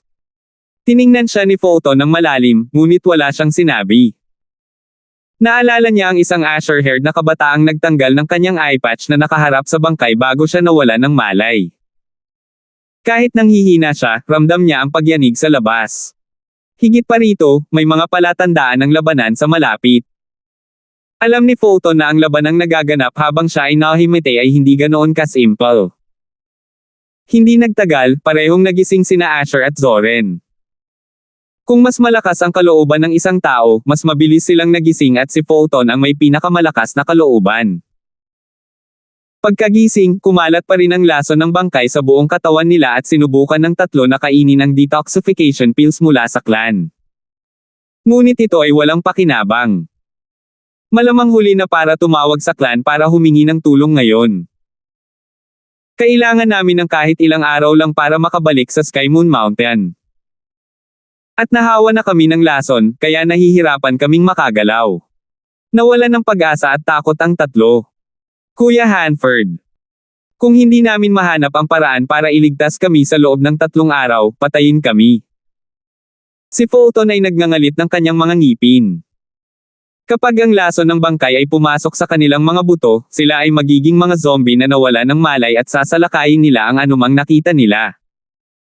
Kuya Hanford, bakit hindi ka nalason? Nagtataka na tanong ni Zoren. Siguro dahil iba ang katawan ko. Kumuha si Francis ng 3 blood essence na table task at iniabot ito. Ano ito? Sina Fulton, Asher at Zoren ay kinuha ang mga table task ng may pag-aalinlangan. Ito ay ibinagsak ng Blood Corp Subdivision Protector nang ito ay tumakas. Sinuri ko ang mga nilalaman at maaari nitong i-diffuse ang iyong lason pati na rin ang pagtaas ng iyong paglilinang. Paliwanag ni Francis. Nang marinig ito, parehong nag-alinlangan sina Zoren at Asher. Naglakas loob ba silang kainin ang mga table tasks mula sa bangkay? Naniniwala ako kay Kuya Hanford. Kung mamamatay man tayo, bakit hindi mo subukan? Desididong kinain ni Fulton ang Blood Essence Pill. Hindi nagtagal, lumitaw ang isang surge ng purong enerhiya mula kay Fulton.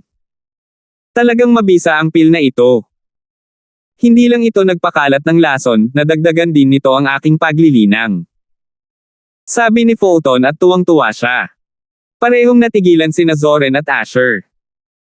Agad nilang kinain ang mga blood essence pills at nalaman nilang maaari nga nitong i-diffuse ang lason. Ang blood essence pill na ito ay marahil isang tunay na spiritual pill at ito ay mas mahusay kaysa sa marrow cleansing pills. Tahimik na ininom ni Francis ang huling pill. Alam niya ang tungkol sa blood essence pill. Bagamat maaari nitong mapataas ang paglilinang ng isang tao sa maikling panahon, hindi magiging matatag ang pundasyon kaya hindi magandang maabutin sila. Higit pa rito, ang Silver Striped Blood Corps ay hindi gumamit ng pill furnace kapag pinipino ang mga ito, kaya hindi mataas ang kanilang standard. Kaya naman, bukas palad na nagbigay si Francis ng 3 para sa kanila na i-diffuse ang kanilang lason. Sina Zoren at kasamahan ay lubos na nagpapasalamat kay Francis at ang kanilang mga alitan noon ay nawala. Kung wala si Francis sa misyon na ito, maraming beses na silang namatay. Makalipas ang kalahating araw, ang lahat ay nagkalat ng lason sa kanilang mga katawan at ang malakas na enerhiyang panggamot mula sa tableta ng asensya ng dugo ay nagpapataas ng mga katangian ng kanilang katawan. Tinansya ni Francis na kakailanganin niya ng ilang araw upang maabot ang second sky ng Ascended Realm. Ang misyon na ito ay malamang natataas sa 4 na bituin. At saka, nakahanap din kami ng isang kuta ng Scarlet Moon Demonic Religion. Labis na nasa sabik si Asher, parang nakikita na niya ang clan na labis siyang ginagantimpalaan. Nagtawanan ng lahat at hindi sila nakikiramay sa pagkamatay ni Huang Yun. Kung ganap nating makumplito ang misyon na ito, sa palagay ko dapat nating hulihin si Clyde. Iminungkahi ni Fulton. Simple lang yan. Si Francis ay lubos na nagtitiwala dahil alam niya na ang Padre de Pamilya Slider ay malubhang nasugatan at hindi siya makakatakbo ng malayo. Nang matapos niya ang kanyang pangungusap, agad na umalis si Francis sa kuweba. Makalipas ang kalahating oras, ibinalik ni Francis si Clyde na nasa kanyang huling hininga, pabalik sa kuweba. Ang eksenang ito ay naging sanhi ng pagkalaglag ng panga ng lahat. Masyadong mabilis iyon. Mahirap isipin kung anong uri ng mga kasanayan sa pagsubaybay mayroon si Francis.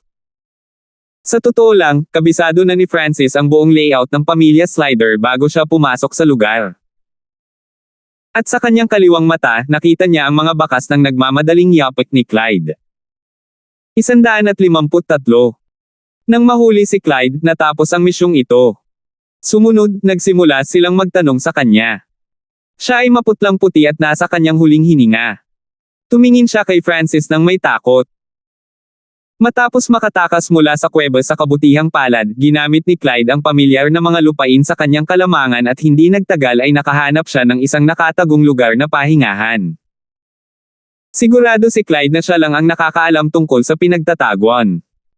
Isa pa, maraming bitag at mekanismo dito para kahit may sumunod, alam niya. Gayunpaman, ang mga bitag at mekanismong ito ay parang hangin sa harap nitong Asher-haired one-eyed youth. Hindi hinawakan ni Francis ang alinman sa mga bitag at nakapasok na siya sa pinagtataguan. Agad na sumalakay si Clyde nang makita niya si Francis. Naisip ni Clyde na sa kanyang third sky of the Ascended Realm cultivation, kailangan lang niya ng isang hakbang para manalo kahit na siya ay malubhang nasugatan. Gayunpaman, hindi ito natuloy sa plano. Sa halip na talunin ang kalaban sa ilang galaw, siya mismo ay nasalo ng kabataang Asher Hair sa ilang galaw. Iniisip kung paano siya nahuli ng buhay ng isang kabataan sa first sky of the Ascended Realm, si Clyde ay puno pa rin ng pagkabigla at takot. Sa ilalim ng kanilang pagtatanong, sinagot niya ang lahat. Nagsimula ang lahat ilang buwan na ang nakalipas. Sa oras na iyon, siya ay kalmado gaya ng dati at nasa second sky pa rin siya ng Ascended Realm. Sa isang tiyak na araw, hinahabol ni Clyde ang isang pick-tier deadly beast at natagpuan niya ang illusion array ng Scarlet Moon Demonic Religion. Bihasa siya sa arrays, kaya pagkatapos ng maraming oras, pinasok niya ang array sa pamamagitan ng mga flaws nito. Puno ako ng excitement at saya habang papasok ako sa kuweba. Ngunit nakilala ko ang tagapagtanggol ng Scarlet Moon Demonic Religion. Noong mga oras na iyon, ang tagapagtanggol ay napakahina dahil kagigising lang nito at hindi ko ito kapareha. Ngunit ito ay lubhang tuso at gumamit ng mga kayamanan para akitin ako. Sa pagsasalita hanggang dito, bumantong hininga si Clydeg, puno ng panghihinayang. Mahuhulaan ni Francis kung ano ang natitira sa kwento. Si Clyde ay aksidenteng natama ng laso ng bangkay at siya ay binyantaan ng Blood Corp Subdivision Protector. Pagkatapos nito, nakinig si Clyde sa mga utos ng tagapagtanggol na mabuhay at dagdagan ang kanyang sariling paglilinang. Sa loob lamang ng ilang buwan, narating na ng Padre de Pamilya Slider ang Third Sky of the Ascended Realm at gusto niyang sumali sa Scarlet Moon Demonic Religion. Saan nanggaling ang salot at ano ang layunin nito? Nagdududang tanong ni Zoren. Puno ng pait si Clyde, ang salot ay kumalat sa pamamagitan ng kung paano iniutos ng tagapagtanggol at ang layunin nito ay lumikha ng mga table task ng asensya ng dugo pati na rin ang mga pildores ng jade ng dugo. Kasabay nito, ang salot ay maaaring makaakit ng mga magsasaka ng Ascended Realm at kung ang lahat ay magiging ayon sa plano, ang mga pildores ng Blood Jade ay maaaring gawin. Pagkatapos ay gagaling ang mga sugat ng mga protector sa Sky 5 at ito ay magpapagaling sa mga sugat nito sa Sky 5. Ascended Realm sa oras na iyon, aalis tayo sa kuweba at hahanapin ang iba pang mga kuta ng Scarlet Moon Demonic Religion. Nang malaman ng totoo, pinagpawisan ang apat. Ang misyon na ito ay isang pain lamang sa pag-akit sa mga disipulo ng clan. Ang misyon na ito ay hindi bababa sa 4 na bituin, isang bagay na hindi rin inaasahan ni Reka at Roldan. Sinuri ni Francis na ang ilan sa mga impormasyon at mga ulat sa misyon ay pinigil. Bago sila umalis, mayroon ng ilang cultivator sa Ascended Realm na pumunta dito, ngunit sila ay misteryosong nawala at naging mga blood essence pill. Ang tunay na panganib na kasangkot ay mas malaki kaysa sa naisip at ito ay hindi bababa sa isang 3-star na misyon. Itinago ito ni Reka at Roldan at ginamit si Huang Yun para igrupo sina Zoren at Asher kasama sina Francis at Fulton. Maaaring isipin na si Huang Yun, Zoren at Asher ay susupilan si Francis sa misyon. Nakinig si Huang Yun kay Reka at ang layunin niya ay alagaan si Francis. Si Fulton ay lubhang malas at siya ay ipinadala rin sa misyong ito. Walang tulala dito at sa pagkaalam kung ano ang nangyari, nagsimulang lumabas ang katotohanan. Ang maswerteng bagay ay nabaligtad ni Francis ang tubig at iniligtas ang lahat. Fulton at Asher, bumalik kayong dalawa sa Sky Moon Mountain at sabihin sa matataas na autoridad ng clan ang lahat. Dito ako mananatili kasama si Brother Francis para bantayan ang lugar na ito at ang bilanggo. Sabi ni Vice Leader Zoren. Ito ang napagdesisyonan nila ni Francis. Pagkatapos ng kamatayan ni Huang Yun, si Francis ang naging core ng grupo at lahat ay nagpapasalamat sa kanya. Dahil mababa ang lakas ni Fulton at Asher, pinabalik sila sa Broken Moon Clan. Dahil mas malakas sina Francis at Zoren, babantayan nila ang bilanggo at ang kuta. Sa panahong ito, sinalanta ni Francis at Zoren ang kuweba at nakakita sila ng maraming mapagkukunan at primal crystal na mga bato. Kabuuan ng 23 mababang uri ng primal na kristal na bato, 78 na mapagkukunan, 100 o higit pang mga sirang mortal na sandata. Inilagay ni Francis at Zoren ang mga samsam sa digmaan sa mga kategorya. Ang mga primal na kristal na bato ay mababa ang grado at bawat bato ay nagkakahalaga ng 100 substandard na primal na kristal na mga bato. Ang 23 mababang grade primal crystal na mga bato ay nangangahulugang 2,300 substandard na primal na kristal na mga bato. Iyon lamang ay nalampasan ang gantimpala. Ang natitirang mga mapagkukunan at mga mortal na sandata ay lahat ay mahal at ang mga ito ay sumama sa kabuoang 100 mababang uri ng primal na kristal na bato, na 10,000 substandard na primal na kristal na mga bato. Hahaha. Kuya Hanford, mayaman kami. Tuwang-tuwa si Zoren. Ang mga samsam sa digmaan ay isang malaking halaga ng kayamanan para sa apat. Kailangang malaman ng isa na ang mga normal na panloob na disipulo ay tumanggap lamang ng 10 substandard na primal na kristal na mga bato at ayon sa mga patakaran, ang mga samsam ng digmaan ay nahati sa grupo. Kahit nahatiin nila ito ng pantay-pantay, tinansya ni Francis na makakakuha siya ng hindi bababa sa 30 mababang grade primal crystal na mga bato. Naglalaman sila ng purong enerhiya na mahusay para sa paglilinang. Tulad ng para sa mga samsam na ito ng digmaan, walang pakialam si Francis. Ang tanging naramdaman niyang problema ay ang sirang dugong espada. Ang presyo ng isang spiritual weapon ay hindi matansya at ito ay lubos na pinahahalagahan ng mga clans. Ang putol na espadang kulay dugo ay walang silbi sa kanyang mga kamay at sa kabaligtaran, magdudulot lamang ito ng problema sa kanya. Iniisip ni Francis kung paano niya makukuha ang pinakamalaking tubo mula sa sirang dugong espadang ito. Pagkalipas ng ilang araw, bumalik sina Fulton at Asher sa clan at sinabi sa kanila ang lahat tungkol sa stronghold ng Scarlet Moon Demonic Religion. Ang balitang ito ay ikinagulat ng buong Broken Moon clan.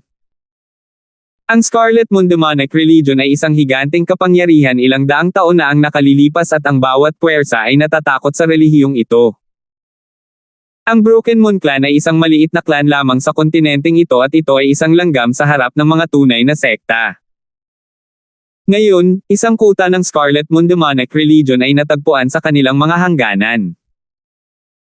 Matapos marinig ang balita, ilang elder na namumuno sa isang grupo ng mga elite na disipulo ang dumiretso sa pamilya Shing. Binantayan ni Francis at Zoren ang Scarlet Moon Demonic Cave sa loob ng 4 hanggang 5 araw at walang nangyari. Sa huling gabi, dumating ang mga tao mula sa Broken Moon Clan. Mula sa malayo, naramdaman na ni Francis ang tatlong nakakatakot na lakas ng pag-iisip na lumalapit. Pagbati Elder. Agad na yumuko sina Francis at Zoren dahil ang tatlo ay nasa True Spirit Realm. Ang nasa gitna ay isang matandang lalaki, na tila isang Diyos habang pinalibutan siya ng isang suso ng berdeng hangin na hindi nagtagal ay naglaho. Sa kanilang tatlo, ang aura ng taong ito ang pinakamalakas. Nang makita ang taong ito, bumilis ang tibok ng puso ni Zoren, First Elder.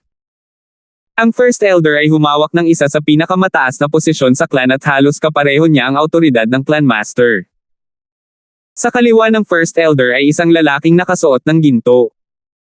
Pamilyar ang taong ito at hindi nagtagal ay napagtanto ni Francis na siya ang Edler Mace mula sa talent testing at ang master ni Yuan Hao. Sa kanang bahagi ay isang gwapong lalaki na nakaputi. Matapos makita ang elder na ito, tumalon ang kaliwang mata ni Francis. Ang pinakabatang elder ng Broken Moon Clan. Emerson Master. Huminga ng malalim si Francis at pinilit ang sarili na kumalma. Naisip niya na makikilala niya ang Emerson Master balang araw, ngunit hindi niya inaasahan na magiging ganoon kaga. Unang Elder, Edler Mace, Emerson Master. Pinangunahan ng tatlong elder ang isang grupo ng mga elite at dumiretso sila sa kuweba. Sa grupo, nakita ni Francis ang ilang pamilyar na figure tulad ni Reka at Roldan. Guru. Dumating sina Reka at Roldan sa kaliwat kanan ni Emerson Master. Ang mga alagad ay nagsimulang maghanap mula sa loob palabas at ang lugar na kanilang hinanap ay dahan-daang dumami.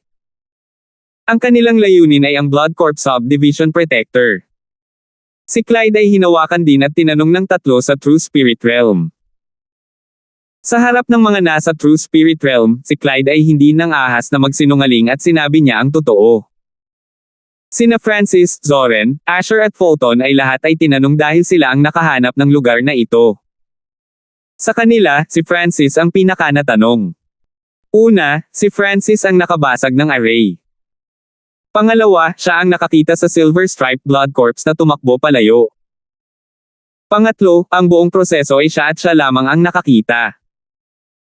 Nangangahulugan ito na nakita ni Francis ang nakita ng iba at nakita niya ang hindi nakita ng iba. Lalo na sa dulo ng ang lahat ay nawala ng malay at si Francis lamang ang naiwan upang harapin ang bangkay. Ang paliwanag ni Francis ay ang mga lumang pinsala ng Silver Stripe Blood Corpses ay muling bumukas at siya ay napaatras. Francis. Ang iyong cultivation ang pinakamababa sa grupo, kaya paano ka nagtagal hanggang sa wakas? Paano mo mahaharangan ang lason ng bangkay? Paano mo nakontrol ang buong sitwasyon? Malamig na tumawa si Reka at pinababa niya ang kanyang aura. Nang marinig ito, kumislap ang mga mata ng lahat ng tatlong elder. Tama yan. Naghinala si Francis. Sa mga tingin ng lahat, si Francis ay sobrang kalmado, simple lang. 154. Simple lang. Casual ang tono at ugali ni Francis habang kaharap si core disciple Reka at tatlong elder. Bahagyang nagulat ang lahat at sa tatlong elder, si Elder Mace at First Elder ay nagpakita ng kaunting interes. Gaano kababa ang naging kalmado ng isang alagad kapag nakaharap sa kanila? Ang mga mata ng tatlong matanda ay parang apoy na nag-aalab sa pamamagitan ng kasinungalingan. Francis, napakahinala mo. Kung may itatago ka, mahirap pa ring takasan ang ating mga mata. Walang ekspresyong sinabi ni Emerson Master habang may malaking pressure na lumitaw mula sa kanya. Sa katunayan, si Francis ay kainahinala.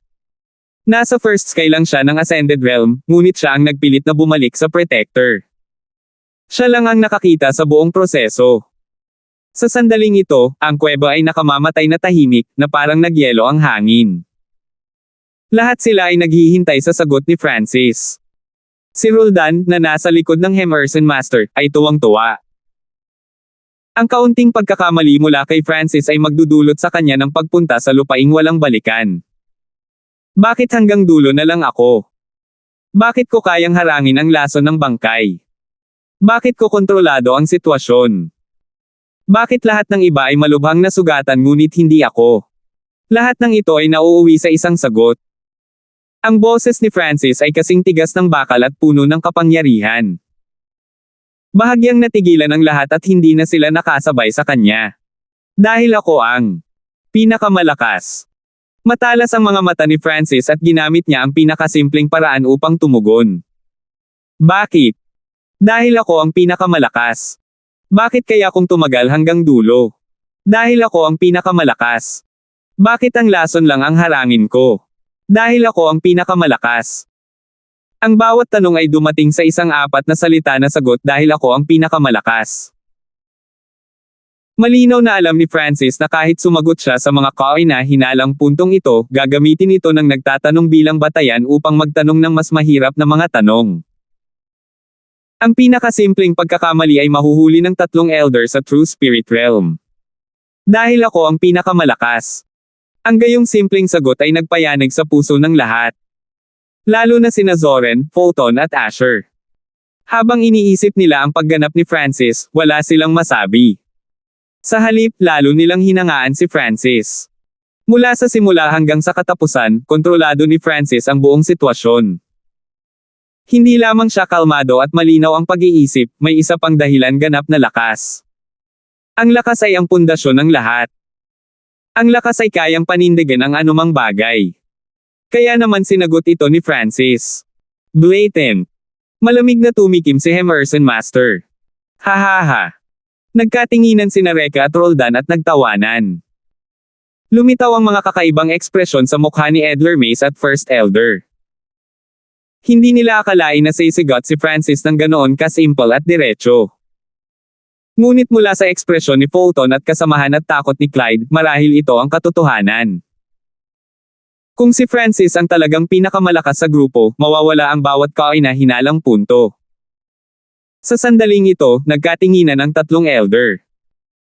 Sa kanilang antas, maaari silang makipagpalitan ng mga saloobin sa kanilang espiritual na sense. Sa wakas, naglakad pasulong si Roldan. Francis, narinig ko na pinatigil mo ang Silver Stripe Blood Corps ng mag-isa. Totoo ba ito? Ngumiti si Roldan. Tama iyan. Alam ni Francis na dahil nakakalakad si Roldan pasulong, nangangahulugan ito na pumayag ang tatlong elder. Ang susunod ay dapat niyang patunayan ang kanyang lakas. Gaano kalakas ang Blood Corps Protector? Nagpatuloy si Roldan. Malapit sa fourth sky of the Ascended Realm, ngunit kung isa sa alang-alang na siya ay malubhang nasugatan, malamang na siya ay nasa mga huling yugto ng third sky. Mahinahong sumagot si Francis at walang sumagot. Ang mga naging dalisay sa paraan ng bangkay ay tumaas sa bilis, pagkakasala at bilis, ngunit ang kanilang liksi at galaw ay parehong bumaba. Sa totoo lang, itinulak ni Francis kung gaano kalakas ang bangkay dahil ang lason ng bangkay mula sa Blood Corps Protector ay maaaring talunin ang mga nasa ilalim ng fourth sky ng Ascended Realm at ang lakas na ipinalabas ng corpse noong panahong iyon ay halos lumampas sa limitasyon ng third sky. Late stages of the third sky. Haha, that's perfect. Ang cultivation ni Roldan ay nasa late stages ng third sky. Dahil kaya mong pigilan ang bangkay, dapat kaya mong tumagal ng 10 moves laban sa akin. Kumislap ang mga mata ni Roldan. Habang nagsasalita siya, bumungad sa kanya ang malakas na kumpiyansa. Noon, crush na niya ang lahat sa Gaius Palace at natalo pa niya si Lord Gaius sa harap ni Francis. Hindi man lang inilagay ni Roldan ang isang brat na 2 skies na mas mababa sa kanya, sa kanyang mga mata. Ang iyong mga salita ba ay kumakatawan sa lahat? Ang mga elder. Malamig na sinabi ni Francis, na para bang siya ay masyadong nasusuklam upang kumilos. Oo.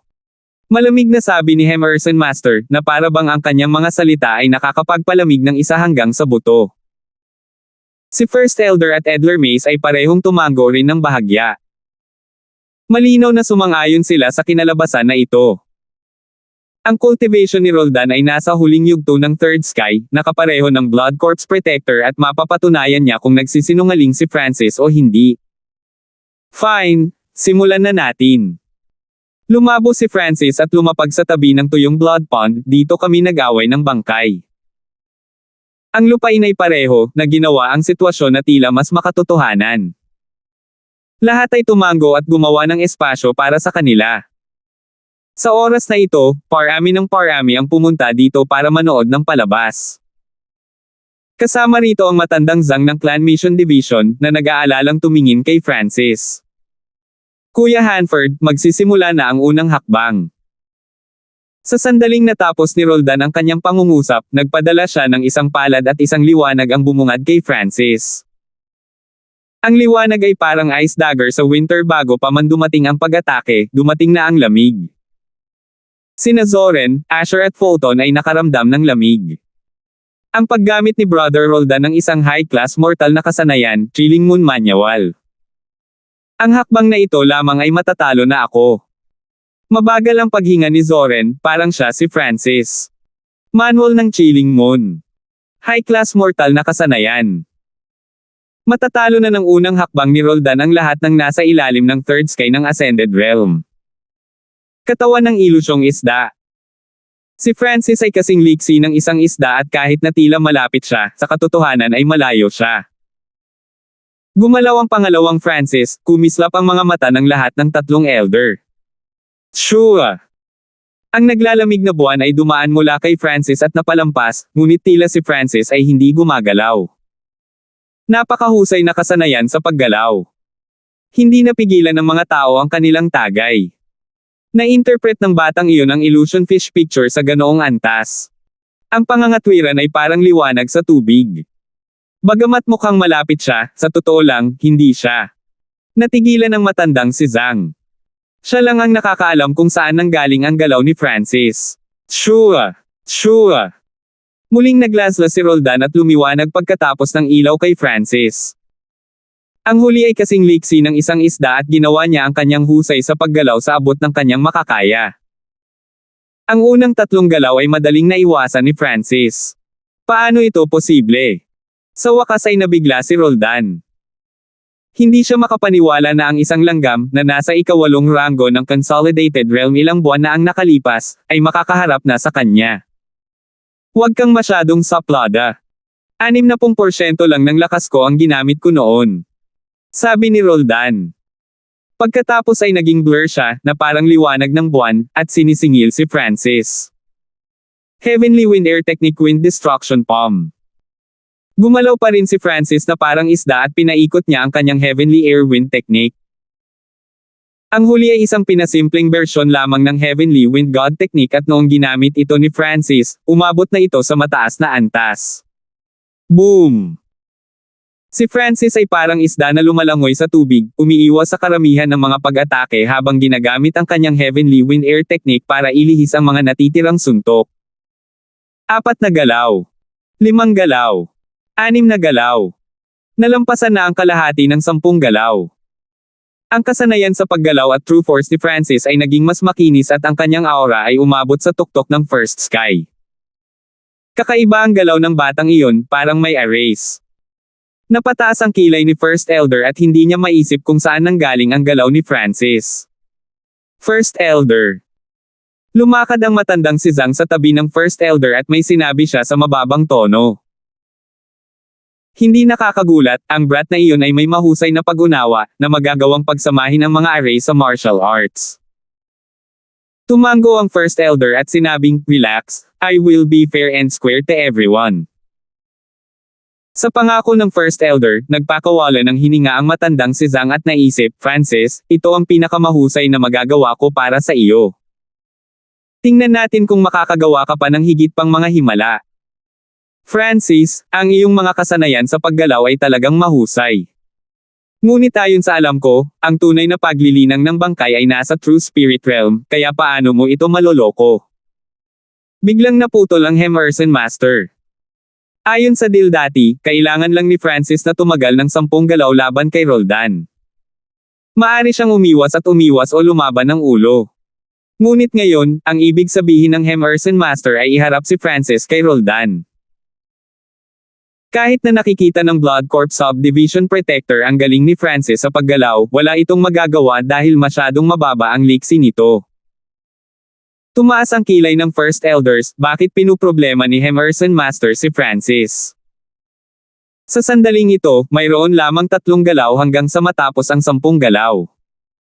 Tulad ng nais ng Elder. Malamig ang boses ni Francis habang ipinapaikot niya ang kanyang Heavenly Wind True Force to its max.